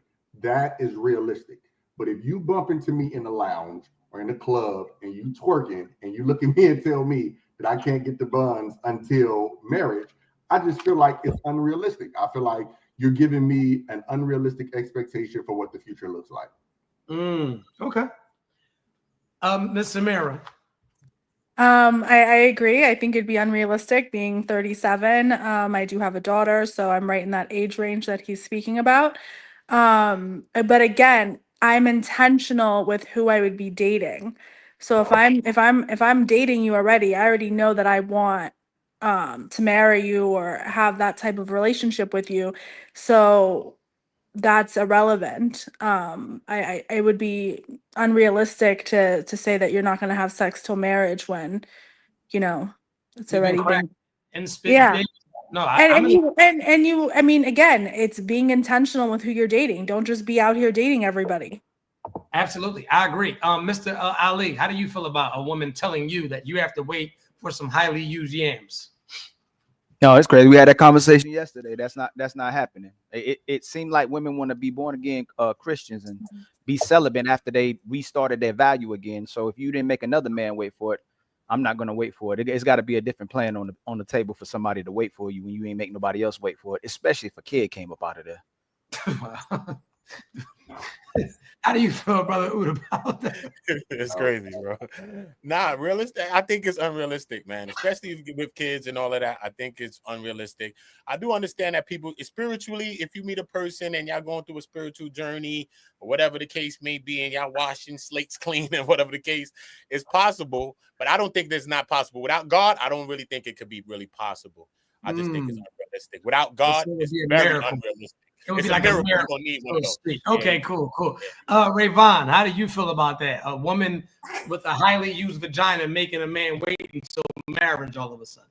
Oh, a highly used. Okay, I'm glad you put that in there. Even if it's gently used, it's used. So a used vagina. Used. Once babies come out of it, that vagina is not in the same condition that it used to be. Gently or highly, I feel like the society has normalized for this to be unrealistic. When originally the ultimate goal in getting to know someone should not be about the sex. It should be about here and how you hear and how you speak to one another. So it's not unrealistic to me. It is a thing, but it's also, just like the young lady said, being intentional on who you're doing it with and who you're talking and dating with, because without the sex, is much more clearer. Your vision is much more clearer on, do you really like this person? Because you take the sex out of it, it gives you a whole nother dynamic and view of that person. That's why spirits, when it becomes to these spirits of being attached to that person, you really don't like them, but you like 99.99% of men wouldn't even keep. If you can't listen, let me make something crystal clear for y'all real quick, and I'm gonna let you go, Miss Karen and Kelly Kell and Shiva. If you women were brutally honest on the first date, right, and said, I'm letting you know this right now, sex is off the table, 99.99.9 and a point on top of that, would fucking block you before they would tell you to pay for your meal, get up and walk away from the fucking table. Or what they may do, right, is because I know what I would do. I wouldn't believe you. I'd be like, she's tripping. I'm getting this coochie. But once I really see that you are adamant about not giving this hole up, you are out of here. What would make you think that you are about to sit this refurbished coochie in front of me and make me jump through hoops to get it? It's not, but I'm gonna shut up. Karen, go ahead. I'm listening. You said enough. Right quick? You said enough, man. Listen. No, wait, let me finish. I'm listening, Miss Karen. I don't knock anybody who wants to be celibate. I am not that person. I don't think it's realistic. And I need to test the goods before we decide to walk down that aisle. And I think men would feel the same way. I do, some people I grew up very religious, so I have a lot of family members who are celibate or whatever. They fucking in them churches. Let's cut the board. They fucking. I'm not saying. Yeah, they fucking in them churches. Like I said, I was laying down on top of I said I'm not waiting. So okay, yeah, I'm not. So but it's not realistic for me. And some people, it's just for some people they're doing it as a performance, like because they might be telling you, "I'm gonna make you wait," but they out there giving it to somebody else, the same person they gave it to since they was 20. So a lot of that is taking place or whatever. But I do believe in having standards. Like the connection's going to matter, the timing's going to matter, and if you're dating with intention. Like you don't have to do it the first night, but you can if you want. But there's things that matter more. That okay, cool. To be intentional about it. How you feel about it, Kelly Kell? Let's run through these topics, man. How you feel about it, Kelly Kell? I feel like ain't no man gonna marry no woman that ain't fucking. Period. Ain't talking about I ain't gonna give it to you. I feel like he shouldn't actually, because absolutely not. What if you married a bitch fucker and her coochie trash? Then what? Whether she gave it up or not. So I feel like it's unrealistic. Period, for a woman to expect a man to commit his whole entire life to her, and prior to that she's not willing to have sex with him at all. Because at that point, not saying that that's all it's about, but why would he commit his life to you when there's a million bitches in the world giving them pussy and no problems? He don't have to commit to them. So I feel like no man is going to actually marry a woman like that. And then the idea of being a born again Christian, I understand that. You know what I'm saying? Like, so me, I'm 37, I'm older. I'm not going to sleep with every man that I find attractive or anything like that. But I feel like a lot of the problem, like I forgot, she said, a lot of the problem is people don't get to know each other and they get in bed with each other too fast, and then it blinds them to who that person genuinely are. So a lot of men are just in marriages right now with bitches they don't even like because she gave up the pussy and it made her feel good in the moment she was around and conveniently around when he was ready to get married. And can I just say this? There's only one way to be born again. You have to die. So for all of you people that's about to sit there and act like because somebody sprinkled some water on you and read a few chapters from a book that your coochie's brand new. You have to get a hymen. You would have to get a new hymen, right? Because that's what we break when we go inside of you and that little bit of blood. So for all of you born again bullshit virgins, the only way that your coochie is new, the only way that your coochie becomes anointed, you would have to die and be born again to have that biblical new vagina from scratch. So there's a lot of y'all that's going, yeah, this is the wrong platform to come on here talking that bullshit. So my question is sex mandatory in a long-term relationship, Mr. Isaiah Kelly? I can't hear you, bro. His audio out. He got to take his audio. Okay, well, Miss Samira, if we are in a long-term relationship, do you feel like sex is mandatory in a long-term relationship? Yes, absolutely. Sex is a I'm sorry. Sex is a very important part of a real relationship. I mean, let's be honest. I mean, there's no way around that. I mean, if you're in a long-term relationship, 100%, and you should be happy with that person and want to have sex with them and want to be attracted to them. Like that part should never end. And we exchange energy with someone when we have sex. So that's why when I said being intentional is so important. But if you're in a long-term relationship, that means you've vetted this person. This is the person you want to be with. This is the person you see your life with. So of course, I mean, sex should be a daily part of someone's long-term relationship. Well, so the reason why I asked that, because I know there Yeah. are some women that feel like they are in marriages and feel like they are not obligated to have sex with the But men it that they shouldn't are. be an obligation.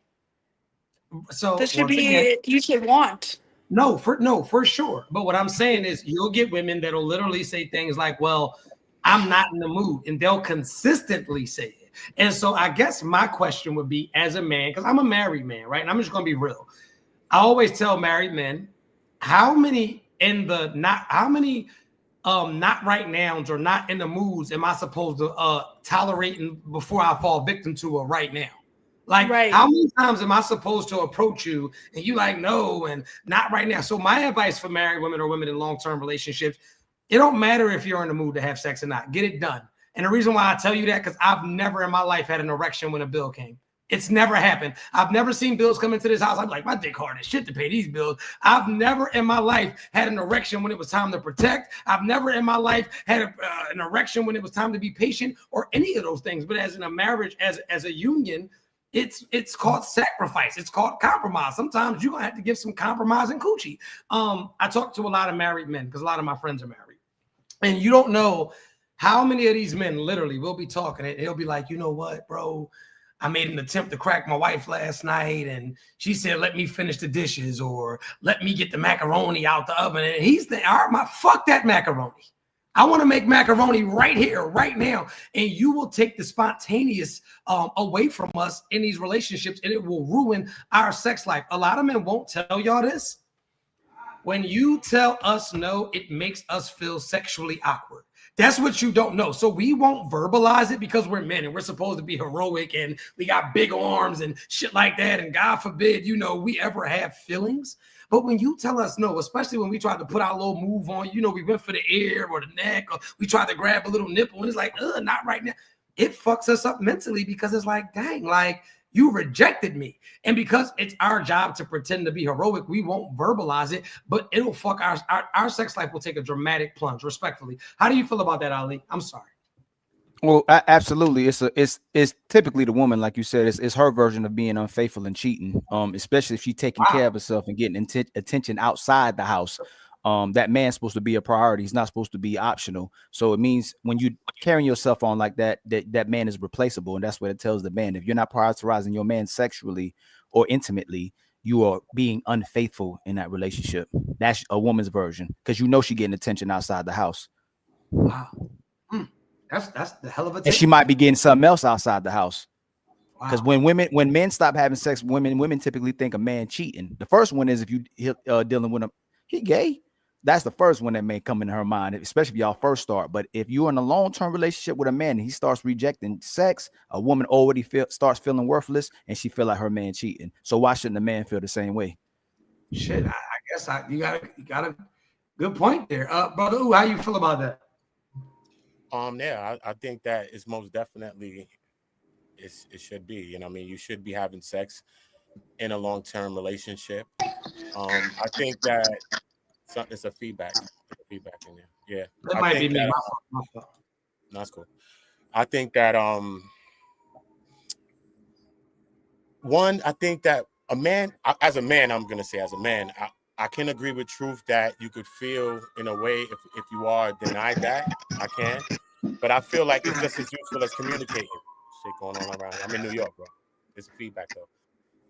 I think it should go on. That's not me. Yeah. I got a question solely for the men.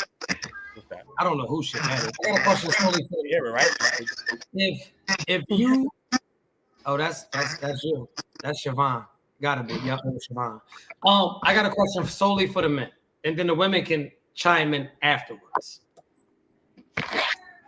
If your girlfriend or wife has had threesomes in the past, do you feel like she's obligated to have a threesome with you and you're the man that's actually doing right by her? I just want to know, like, your feedback on this.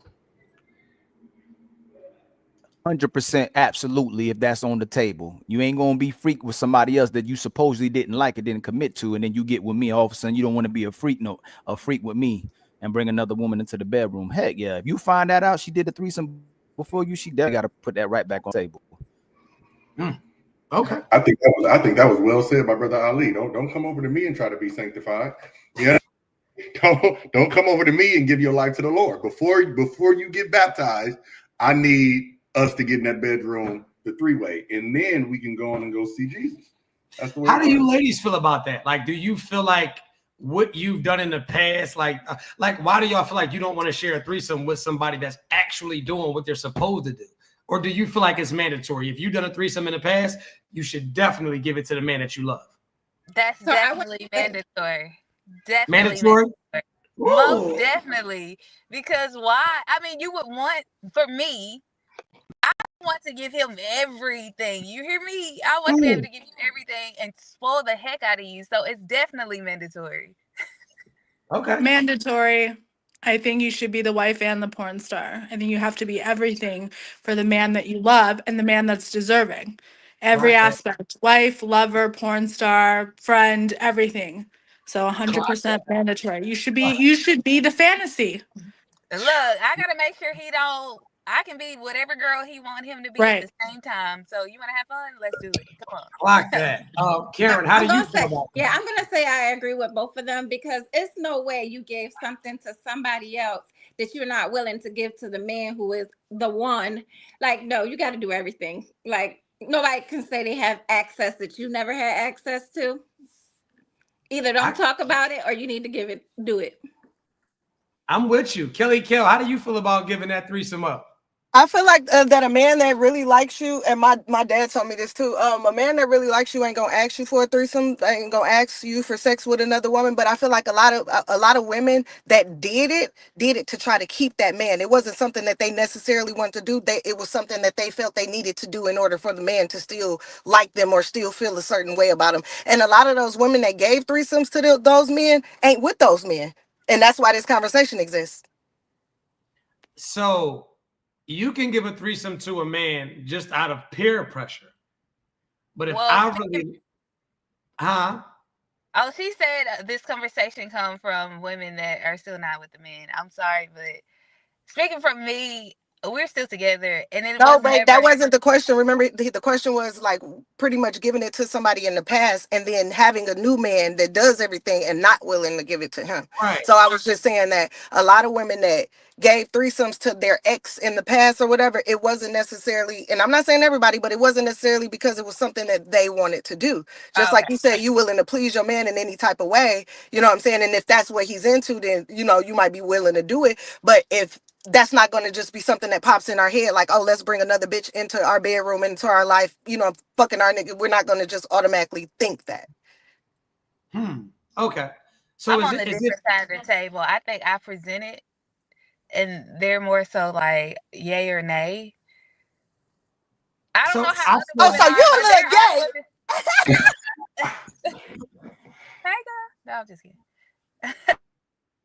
So is it safe to say that in so many words that you'll do it with a guy that you really don't care about, but when it comes to somebody that, you know, you're really feeling and you're really in love with, it kind of makes you more hesitant to show them who you actually are? I guess for most females, but I'm not sleeping with a guy I really don't care about. So there's that. And I brought a woman to my. Have you ever had a threesome? I was just about to say, I brought a woman to my ex-boyfriend from him mentioning it, and he never slept with her or nothing. His dynamic was, I just wanted to see if he was going to do it. So I brought her there, but he never touched the girl. He just wanted to see if I was open to doing it. And it's never been a conversation since. So you were open and willing to doing it. I was open and willing to do it, but I also liked girls at that time too. If I didn't like girls, I think it would have been more of a debate back and forth. You said you liked girls at that time. I'm confused. Yeah, I'm confused. I liked the bitches at that time, so that was right up my alley. But if I didn't, it would have been harder to get me to conform. You're saying that you liked girls at that time, as if that goes away. I'm confused. Oh, it does. It went away. Can I point out something? 1 second. Hold on. I was going somewhere with this. 1 second, my good brother. Let me ask you a question. And I already know what the answer is going to be because I've talked to you, Kelly Kell.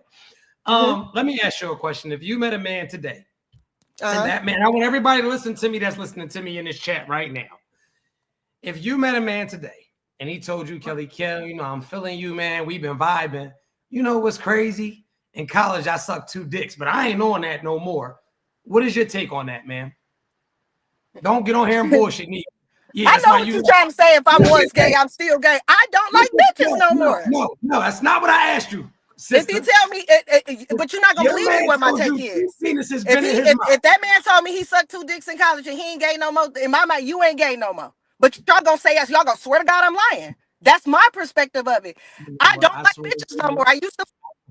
This is the same woman, right? And I'm gonna get her out of here. Coaches men. This is the same woman that literally said, I am not opposed. I'm not 100% against my son dating a white woman, but he damn sure can't bring no man home.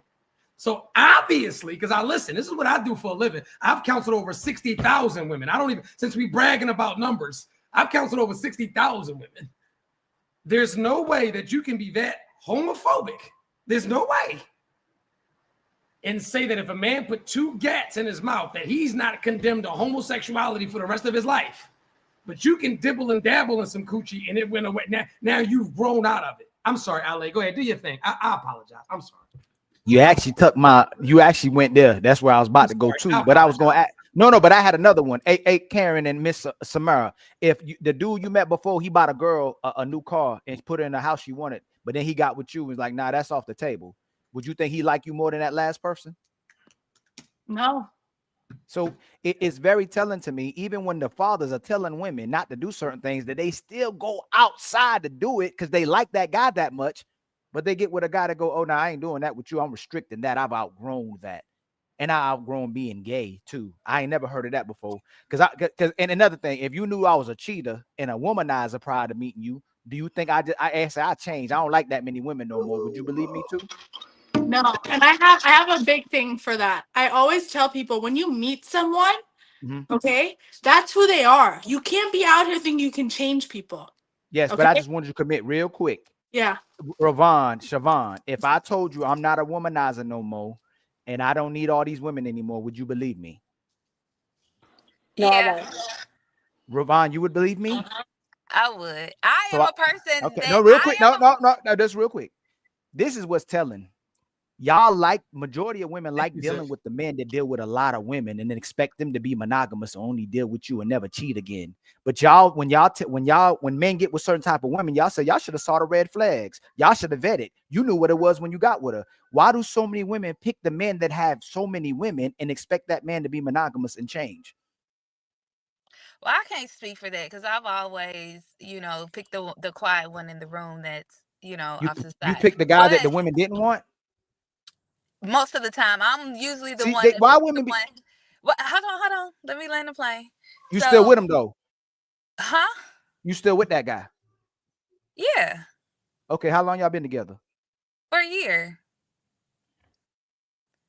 Okay? So where are we going with this? Last question. This is where y'all killed me. Last question. I'll say this. I'm not a fan of forced monogamy. Last question because this guy pulled the truth out. If me, Truth, and Isaiah showed up broke at 37, 40 years old, and I say, baby, stick with me, I'm gonna get it together next year, would you believe me? Yes. Now here's the thing. I am a believer of growth. I believe in growing. Ravon, you said yes already. So the sisters on the hold on, Javon, it's crazy you saying yes to all this. Y'all are believing in change. So you lie to yourselves. We say women lie to themselves. Hey, Samara, Karen, and Siobhan, I don't know if Kelly ain't talking to me. If a man is broke at 37 or 40 and he's been broke his whole life and he gets to you and say, baby, stick with me, I'll get it right next year. Would you believe that guy? He ain't gonna have the opportunity to even say that to me. How about you, Siobhan? I'm gone. How about you, Samara? How about you, Nani? It's Nani. Nani, how about you, Nani? If I was broke at 37, all the way to 40, and you with me, and I said, baby, stick with me, I'm gonna get right next year. Are you gonna believe me? Would I believe you? Well, okay. Yes. Can I ask the question? That's the question. Would you just yes or no? Would you believe me? Yes or no? For clarity, can I ask a question? Yes. Okay. this relationship or whatever is happening, have they already been together for a certain amount of time? No, you met me. You met me. Okay. You're gauging me. You're like, No. hey, what you do for? Hey, girl, I've been okay. Yeah, no. I'm happy y'all committed to that one. If y'all had all these bodies and you didn't commit to one of these guys, and it's probably because you didn't cooperate with them, why should a guy wait for you and commit to you if you didn't commit to none of those guys? And he should believe that you're going to be loyal. Why should he believe you're going to be loyal now? Some people actually do the work and the growth and get into that next step to where they are sick of going through that same cycle, that they are willing to put in that work to let go of everything when they do have something. Man, Ravon, why? No, Ravon. I didn't ask you that though. Ravon, can you answer what I asked you though? That's not what I asked you. I didn't say nothing about no work. No, I said why. Listen, you just met me. Just met you. Why? Right. So and when I just meet you, if you ain't never working out with no guy and you got all these bodies, because y'all ain't gonna pretend like y'all ain't got mad bodies by 37 or 40 and pretend y'all just got like 3. Why should a guy believe you that you're gonna cooperate with him and be loyal to him if you weren't loyal to none of these guys all these years? That's all I'm asking you. Why should he believe you? Why should he believe me? And I've never been loyal to nobody else. But why would that even matter who I was loyal to in the past if you're just meeting me? Because one thing I want to point out is I'm gonna point out y'all contradiction. Y'all said it ain't about the sex, it should be about who the person is. So shouldn't most of y'all have been virgins still or get married to somebody that was a good person prior to giving them your body? That comes with life. You live and you learn things. When you come out of all these 33 years, you're not gonna have that experience just yet. And I'm speaking from just going through life. You have to go through experiences. You have to grow through. You have to learn through. You have to go through all of this stuff. So holding on to what the last person did and saying, why should I believe you now, is diabolical to me. Okay, so that's cool. So like Truth asked, if you found out the dude had sucked two what's names before he met you, you gonna be with him still? No, that's just no. Checkmate. I'll be right back. But that's not in the context of just meeting someone that's broke.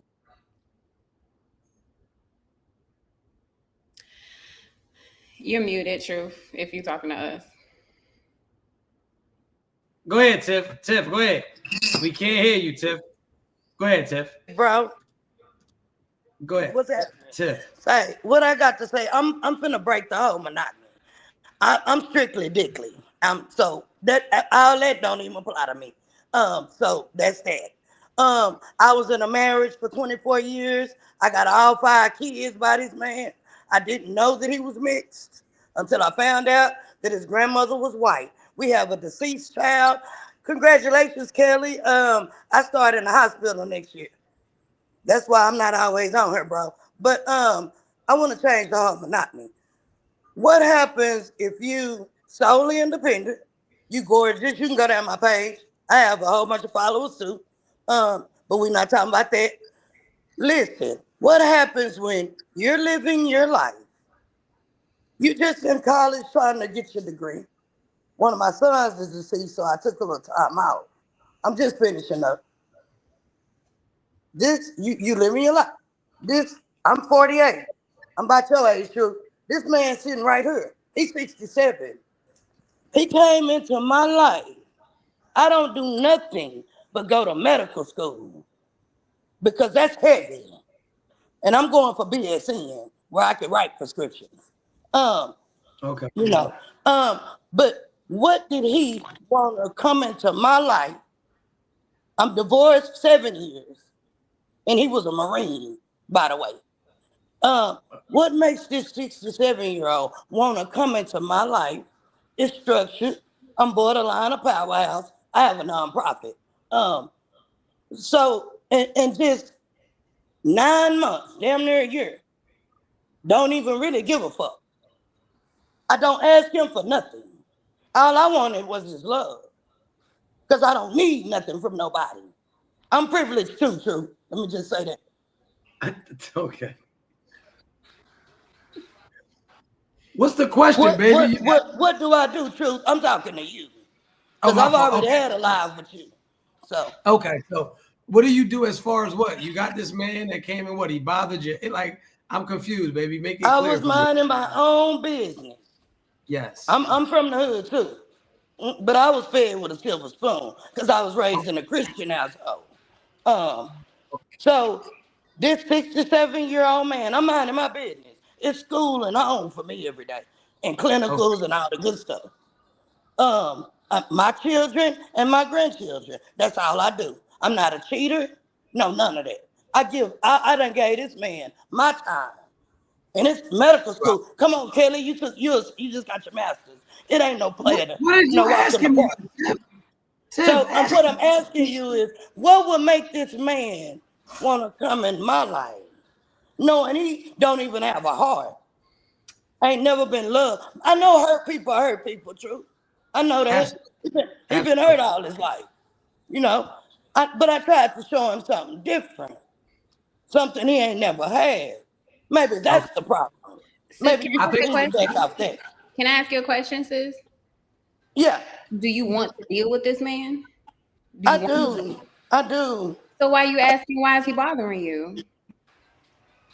No, I'm asking. He gives off this attitude. You know, he's 67, so he's set in his ways. He's 70 you know years what I'm old. saying? Yeah, almost 70. He my parents' age. I mean, so my thing, like, what do you expect from a 70-year-old man? Of course, he's going to be set in his ways. Like, what are you expect? Like, I mean, and I deal with that. I respect that. You know, I do. But you know, I'm at the point to where, like, he always saying he still got to get to know me because I'm different. He's never had a woman like me. And y'all been dealing with, and it's almost been a year. Right. So once again, he's wasted 9 months of your time. It don't take me 9 months to get to know you. Did you get that 70-year-old man some coochie?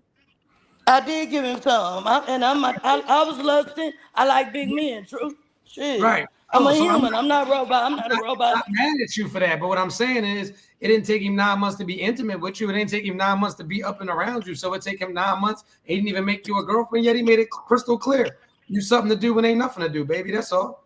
Ride the wave. He's 70. He ready to check anyway. Next question. Y'all come over to the YouTube channel, Nothing But the Truth Podcast. And I didn't mean to be that short with her, but that was very drawn out. And I love Tiff. Tiff live in Dallas. She's super duper cool. But anyway, we got all of these women up here today. I don't have to keep giving y'all my topic. If you are, everybody that grabbed the super chats, I appreciate y'all so much. Isaiah, do you have any topics? And make sure y'all come over to the YouTube channel, Nothing But the Truth Podcast. Have you got any topics? I ain't got nothing right now. Let me think on that. Okay, cool. Anybody got any topics that y'all want to talk about? No? So I had a question. Someone was asking me the other day. They was like, "Why do men want feminine women, but they can't handle the feminine energy and ways?" What is feminine energy and ways? Their emotions, being so emotional. They say women wear their emotions on their shoulders. So are you emotional or are you overly emotional? There's a difference. Like are you just crying at everything that happens and all over the place? Or are you communicating effectively and I just don't want to hear what the fuck you saying? Because there's levels to it. We're all emotional. Like, we're human, so we're all emotional. We can't get away from that. So that's not even a woman or a male thing. I think that we get so caught up on trying to make these things gender specific. We are emotional. That's what we are. We're full of emotion, every single one of us. So I'm confused about like the feminine quality aspect of it. I guess that was a question that was asked to me, and I'm trying to understand too what they mean by the emotional way. So I decided that I'll ask you all to see if you can elaborate as men. You know, why is it that I would assume that it's the over emotional ways. Like, they're always emotional, and a lot of men can't handle emotional ways from a feminine woman, I guess. So is that a woman or is that somebody that has no emotional control at all? Because if you're just overly emotional, I mean, are we even dealing with an adult? I believe to be an adult, you have to be able to control your emotion to a certain extent. So if you're overly emotional, it's childish to me. I wouldn't want to deal with a woman like that neither.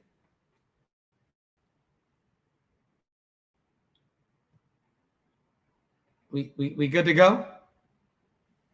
I got a question for everybody on the panel. Is there such thing as moving on too soon after a breakup?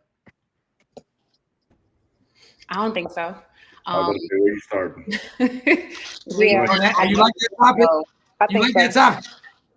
I think so. Not because I can't speak for men, but as a woman, usually by the time you've already checked out of the relationship, you've already disconnected yourself mentally, emotionally, and physically by the time you leave, walk out of that relationship. And so I do think that there, depending on the dynamic or the duration of the relationship, that there is some healing that you are responsible for yourself. But I also think that we know ourselves better than anybody else does. So if I'm ready to move on and, I wasn't getting consideration, if I wasn't getting honesty, if I wasn't getting integrity from the person that I was with, and then, I leave him, I turn around and somebody is offering me everything that I've wanted from this relationship, and they're doing the work and I can, see the work, why wouldn't I go in there? Because, you know what I mean? Like, because it's not enough time that has gone by, enough time hasn't passed by. Like, at the end of the day, are you just, you know what I mean? Like, are you putting a time limit on everything and all these stipulations? Because then you will miss out on your blessing. You could miss out on everything that you have been, like I said, wanting or needing. And now, because you feel like everybody else thinks it's too fast, now I got to miss out on what it is that I've been wanting this whole time. So no, I don't think so. Okay. All right, next lady. Okay, my fault. Isaiah, go ahead. We got to go ahead. Getting a relationship is not grocery shopping, though. So it's not like I'm at one store and I don't get what I want, so then I run over here to the next store and boom, it's there. I think that if you don't take the amount of time that you need after the relationship, then you're going to bring all of that hurt and all of that baggage and all of that miscommunication and confusion right over to this perfect situation that's been waiting on you, and you're going to damage that person. So I think that it's okay to take 30 days, 60 days, 90 days, or however long to say, let me rid myself of all of this bullshit that I dealt with over here from this no good person, and I'm gonna come over here and be 100% you. So I think that a lot of the times most people don't even want relationships. You just want somebody there. And I think that because of that, you know what I mean, you end up damaging that person. So take that necessary time that you need. So let me just get in here for 1 second, then I'll let all of you beautiful people go. I'm in total disagreement, bro. And only because there are 3 stages to leaving a relationship. And usually, right, and it goes like this. Let's just say we're in a relationship with somebody for 10 years. I may be mentally disconnected from the relationship in year 3. I may be emotionally disconnected from the relationship in year 5. But do you know that my body will not actually walk out of the relationship, which is physically, right? Like my physical being won't leave the relationship, right? Until I walk out of the door. So when people leave a relationship, the relationship isn't over that day that they left. The relationship has been over. Do you know how much it takes for you to build up and how much healing you're doing while you're even working up the courage to leave a relationship? Some people are actually healing themselves while they're actively in the relationship. They're working on themselves. They're figuring out what they like, what they don't like, how you make them feel, how they react to the things that you do, the things that you say. And so for me, if I was to leave a relationship, unless I planned on getting back with you, I'm active tonight. I've did the work. I know what I want. I know what I don't want. I know that I don't want to be with you, and I'm a single person, and I'm going to act like one. I think that a lot of people get the false belief that healing equates to isolation, and it doesn't, right? You get a lot of people who feel like, well, if I'm healing, then I need to sit by myself Indian style and start saging shit, right? And so then I'll always ask people this, right? And I'll counter that with this. If you broke your leg right now, would you crawl back into your house, sit in the corner and be like, I'm just going to self-heal, or would you go to a hospital? Definitely going to the hospital. And you would go to a hospital. And the reason why you would go to a hospital is because there's all types of people there to help you heal. You got companions like little dogs, and you got people coming in and they checking on you. You got therapists. You got so many different people. It can take a village to actually help you heal. So I think that we listen to social media a lot, and we are taught that you need to go by yourself and go sit in a corner and isolate. Do you know that sometimes isolation could be the worst thing that you can do? Have you ever sat somewhere and go ahead, brother. No. I think you cook it, man. And I don't want to get too therapeutic on here, but where my point of view comes from is if we're talking psychoanalytic, if we're talking the subconscious, yes, I believe that you're healing while you're in the relationship, but I also think that subconsciously you don't even realize yet that certain things affected you in the relationship until you're outside of the relationship. So think about it like this. Boom, about 10 minutes ago or 20 minutes ago, we had two people arguing on this live, right? They're now off of the live. They're going to start thinking tonight like, wait, I didn't even hear when this person said this, or else I would have said that. So I think that there's a component of the relationship that you don't even realize affected you until you get out. When I get out of the relationship, then I realize, damn, I stood there and let you talk to me like shit for 10 years. You called me how many? You called me how many hoes? Damn, I gave you my whole check for 3 of those years. How dumb was I? I didn't even realize that I was in a domestic violence relationship from a financial perspective. So I think that there is a component, right, where you have to step out and be like, damn, I'm healing from that I didn't even know I went through before you go get with this other beautiful woman, right? And then start healing with her, which is unfair to her. So that's all I was saying. But I agree with you too, though. Well, let me ask you this, right? And not to make this long-winded, and then we'll let the other people interject. Have you ever been in a relationship with somebody, but you felt single? Absolutely. Have you ever been inside of a house, but it wasn't a home? Like it felt empty inside? Like we literally get to a point in relationships where we're on autopilot.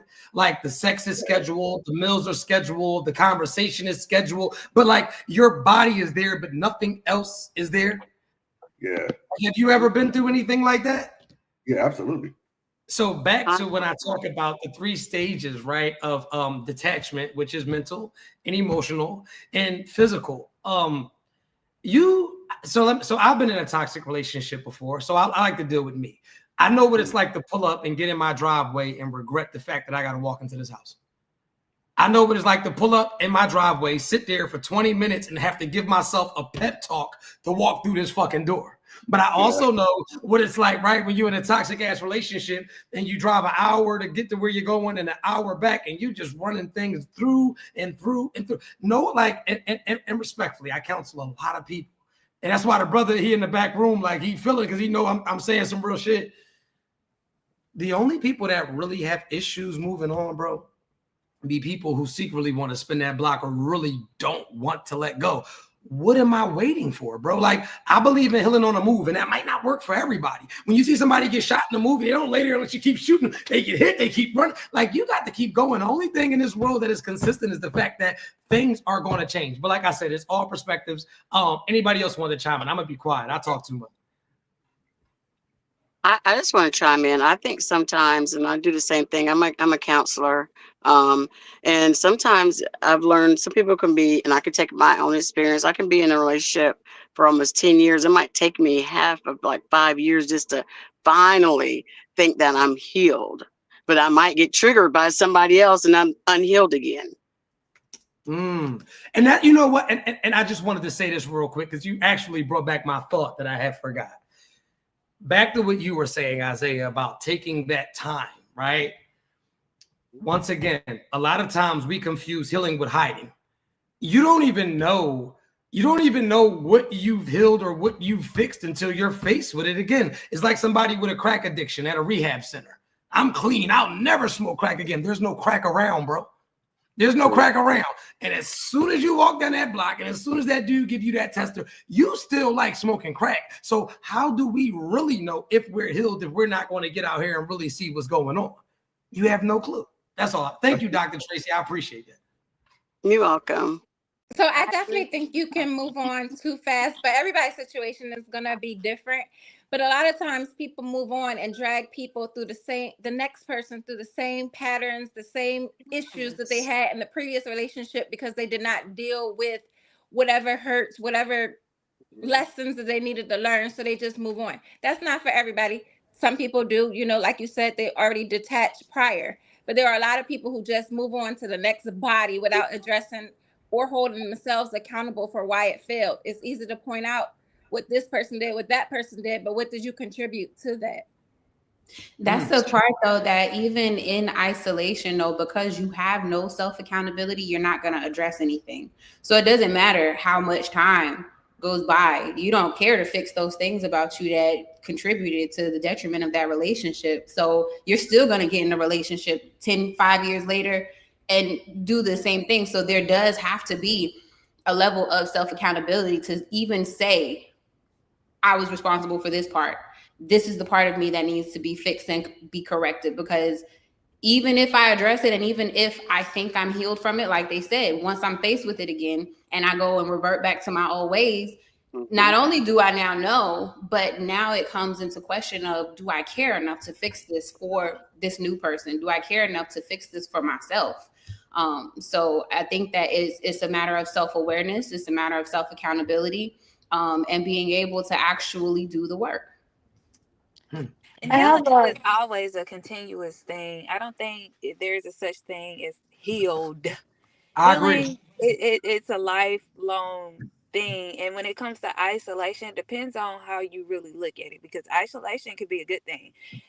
Coming from, depending on how you're looking at it, like I said before, isolation can be where I know, what can I do better? This is a lesson for me. What can I do better? How can I handle it better next time? Or whatever. And as far as those triggers, we're forever going to have a trigger. That does not mean you're not healing or anything like that too as well. I agree. Hey, close the door. I have an opinion. I'm listening. Okay, so a few things. I really agree with everyone's statements. But bringing it back is, we're healing while we're still in a relationship. We're finally leaving the door. But what we have to figure out is, why do relationships keep failing? Because the goal is to be married, and there should be no ending to a relationship. So if we're continuing the same process over and over again, what is it that's not working? Before we jump into something else, because it took me 37 years to realize that. You can jump into a new relationship, and I don't bring anything from if someone's done something to me, I don't put it on to somebody else ever. So that's not the issue. I can, by the time I leave, I have tried everything to make something work. So if I'm done, I've already been done, like we have talked about previous. But it's also the mental part is, why is the relationship ending again? Why are we not in a relationship that's going to stand the test of time, and we're back at that same door of having to start over again? I think should be a question to ask. And I think once you figure that out, and your non-negotiables, and you know yourself a little bit better, you will be able to be a better partner and better for yourself. That's it. So I think that I'm big on this, right? I am really big on, the only thing in this world that is consistent is change, right? I'm a firm. Only thing constant. Yep. And I also believe that if we do not grow together, we grow apart. So I'm a leaver, right? That's one of my superpowers. I'll leave the shit out of a relationship. I love you enough to get the fuck away from you. Like, once I realize I am not conducive for what we got going on, or if I believe that maybe there's somebody that is better suited to deal with you, I'll let you go like your own way. I am a serial leaver. I'll leave you. So for me, I don't base my relationships on money. I don't even base my relationships on love. I base my relationships on happiness, right? Because my whole thing is this: the money's going to come and go. There'll be times where I don't probably love you the way that I used to, but if we make each other happy, right? I base it on the friendship. If the friendship is solid, I can stay there. Sometimes we just outgrow each other. We act as if it has to be something traumatic to happen while we leave relationships. Simple as, I've outgrown you. You don't serve my purpose anymore. Like, it doesn't have to be that you cheated or that you lied or that I'm hurt or that I hate you. Maybe, you know what I realized? Maybe we're better as just friends. Maybe what I realized is, maybe I thought that you could possibly be a wife, but now that I'm looking at you, I couldn't see you being more than a girlfriend. Maybe you've outgrown me. Maybe you're 35 now, and when I got with you, we were cool just playing games, but you're becoming a grown woman, and now you want to take trips, and you know for a fact I hate leaving the country. So it's just one of those things where a lot of times we just grow apart. So we don't have to always act as if, well, we're leaving a relationship because this happened or that happened. I just don't like you no more. And I'm allowed to stop liking you. The same way that I fall in love with you is the same way that I can fall out of love with you.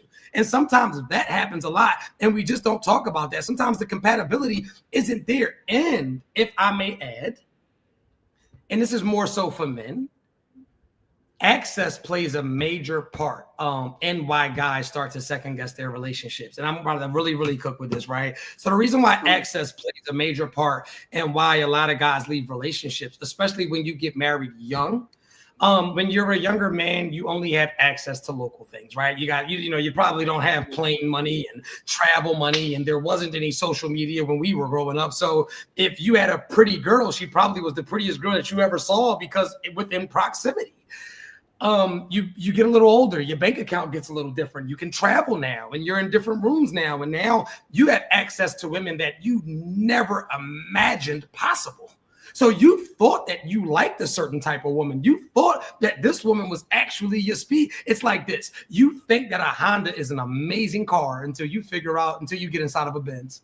And you think that a Benz is the best thing that ever happened until you get inside a Bugatti. And you think that Bugatti is the best way to travel until you start to travel by yacht or travel by jet. So I think that access is another reason why we grow apart, because do you like what you like because it's the only thing in front of you, or do you like what you like because you've traveled the world and still would come back to that every single time?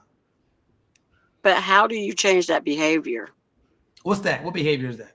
You're like what you just said, like, okay, I like you right now, but now I don't like you anymore. That hot, cold. How do you change someone's behavior? Like, how do you stop doing that? So I'm not talking about a hot and cold. I'm talking about outgrowing somebody. That's not a hot and cold.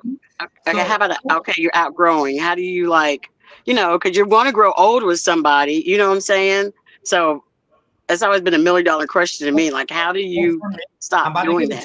You asked me. Okay. So, right. Okay. A lot of my relationships, they failed because I was dating out of necessity. I was dating out of survival. And I think that a lot of us date out of survival. A lot of times I confuse love with things that I was being deprived of, and it's not the same thing, right? So let me give it to you in a little bit more context, and I'll go a little bit deeper, right? I had one girlfriend. She was extra freaky. The girlfriend before her wasn't. So the way she was giving me head and jumping and bouncing on me, I'm like, I love her because I ain't had this. I was being deprived of that, right? Then I had another girlfriend, right, who never supported anything that I've done.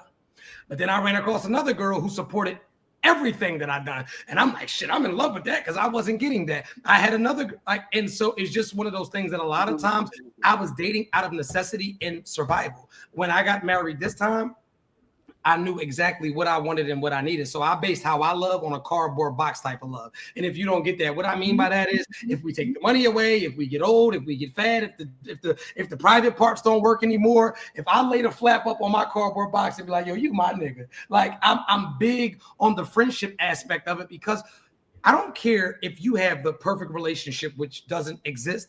There's going to be a rough patch. There's going to be a time in that relationship where you cannot stand their fucking guts as a lover. And that is where the friendship is going to have to pick up. And if the foundation of the relationship is not a sturdy friendship, you are going to bounce from person to person to person to person to person because the love at some point is going to fade. It is. But yeah, that's all I wanted to say. I'm sorry. No, I like that. No, I'm learning. I would say too, understanding reality versus expectations. We have a lot of expectations on what relationships are supposed to look like, but the reality of it is seasons change, just like it goes from hot to cold, winter, fall. You have to understand what season are you in and if it's worth, still being there when you outgrow someone that is real. I don't want to elevate way above you and you still stuck here and not trying to elevate with me in a relationship. So y'all cooking. Shout out to everybody on the panel.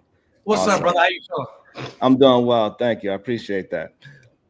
Interesting conversation. I do like the conversation about healing through the relationship. I think a lot of people actually do that for real in real time. By the time they leave, the relationship was over probably months or even years ago. Very interesting. And I also like the idea of people do need to learn how to do their own self-reflection on what they actually looking for in a relationship, so they don't have to go from person to person like, oh, I like this, and then until they don't like it, well, oh, I like this. So if you do some self-reflection of what you actually enjoy and the characteristics of a human being, I think you'll be able to settle for that Honda Accord and don't worry about that Mercedes-Benz as much, right? So knowing that Honda Accord is going to be there, it's going to be reliable, one of the most reliable engines, right? So if you appreciate the thing that you have for what you need it for, I think you won't be looking for the Benz and the Bugattis and keep on leveling up as, you know, just to end the analogy. I think that we live in a world, right? And I like that. And that was decent, right? I'm a black man, and I can't speak for all black men, but for the majority of black people that I've come in contact with, we all live with a sense of entitlement. We all think that we are supposed to have access to things that we have no right having access to, or the means to have access to. Our race, we are people who think that we qualify for everything, even if we don't. That's just who we are by nature. So I am not saying that there's anything wrong with having appreciation for the Honda Accord. Me personally, I love the Honda Accord Sport. Personally, right? But I've also driven damn near every car to have appreciation for the Honda Sport. You understand what I'm saying? So it's so it's like you going out here, right? And all you know is the Honda. All you know is the Honda. So if all that you know is the Honda and you've driven that to the max, but you keep riding around, it's natural. We're intuitive as humans. That's just that's who we are.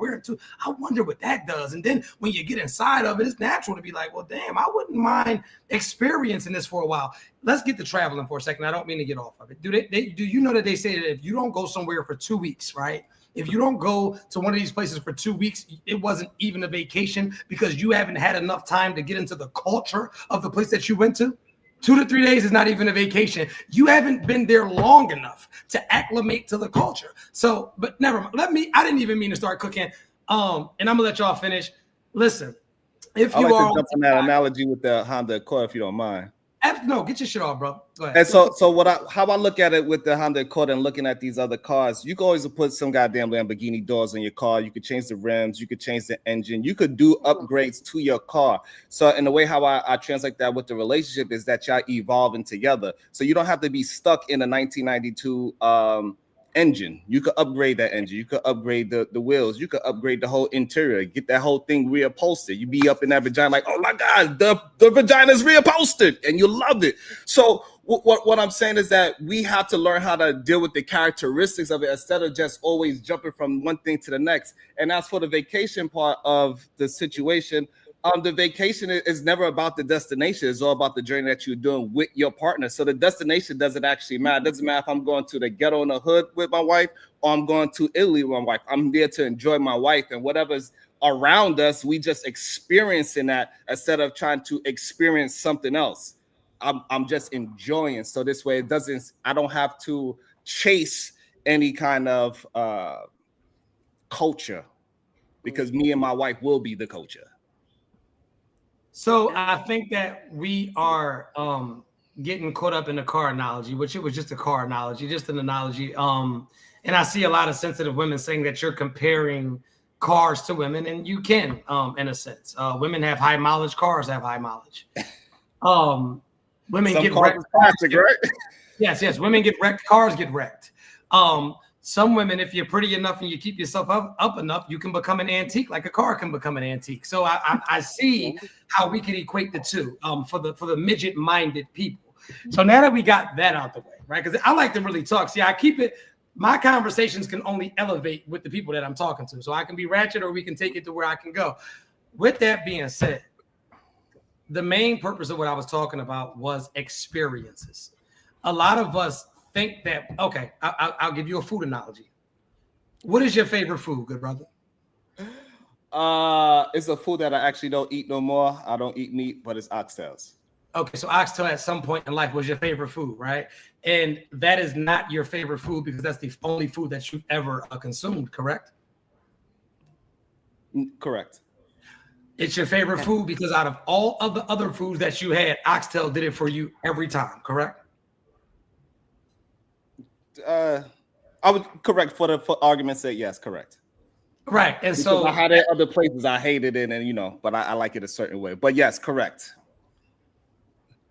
And so, with that being said, that is how your partner should be.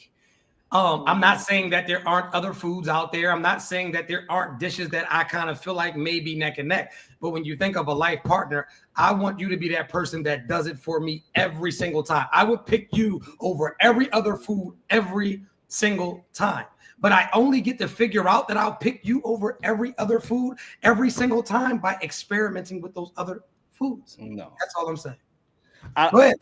That's a tough one with food, because when you're talking about your partner, I think that is a tough analogy to equate to your partner, Really? because nobody eats the same. It's difficult for me that analogy. I cannot.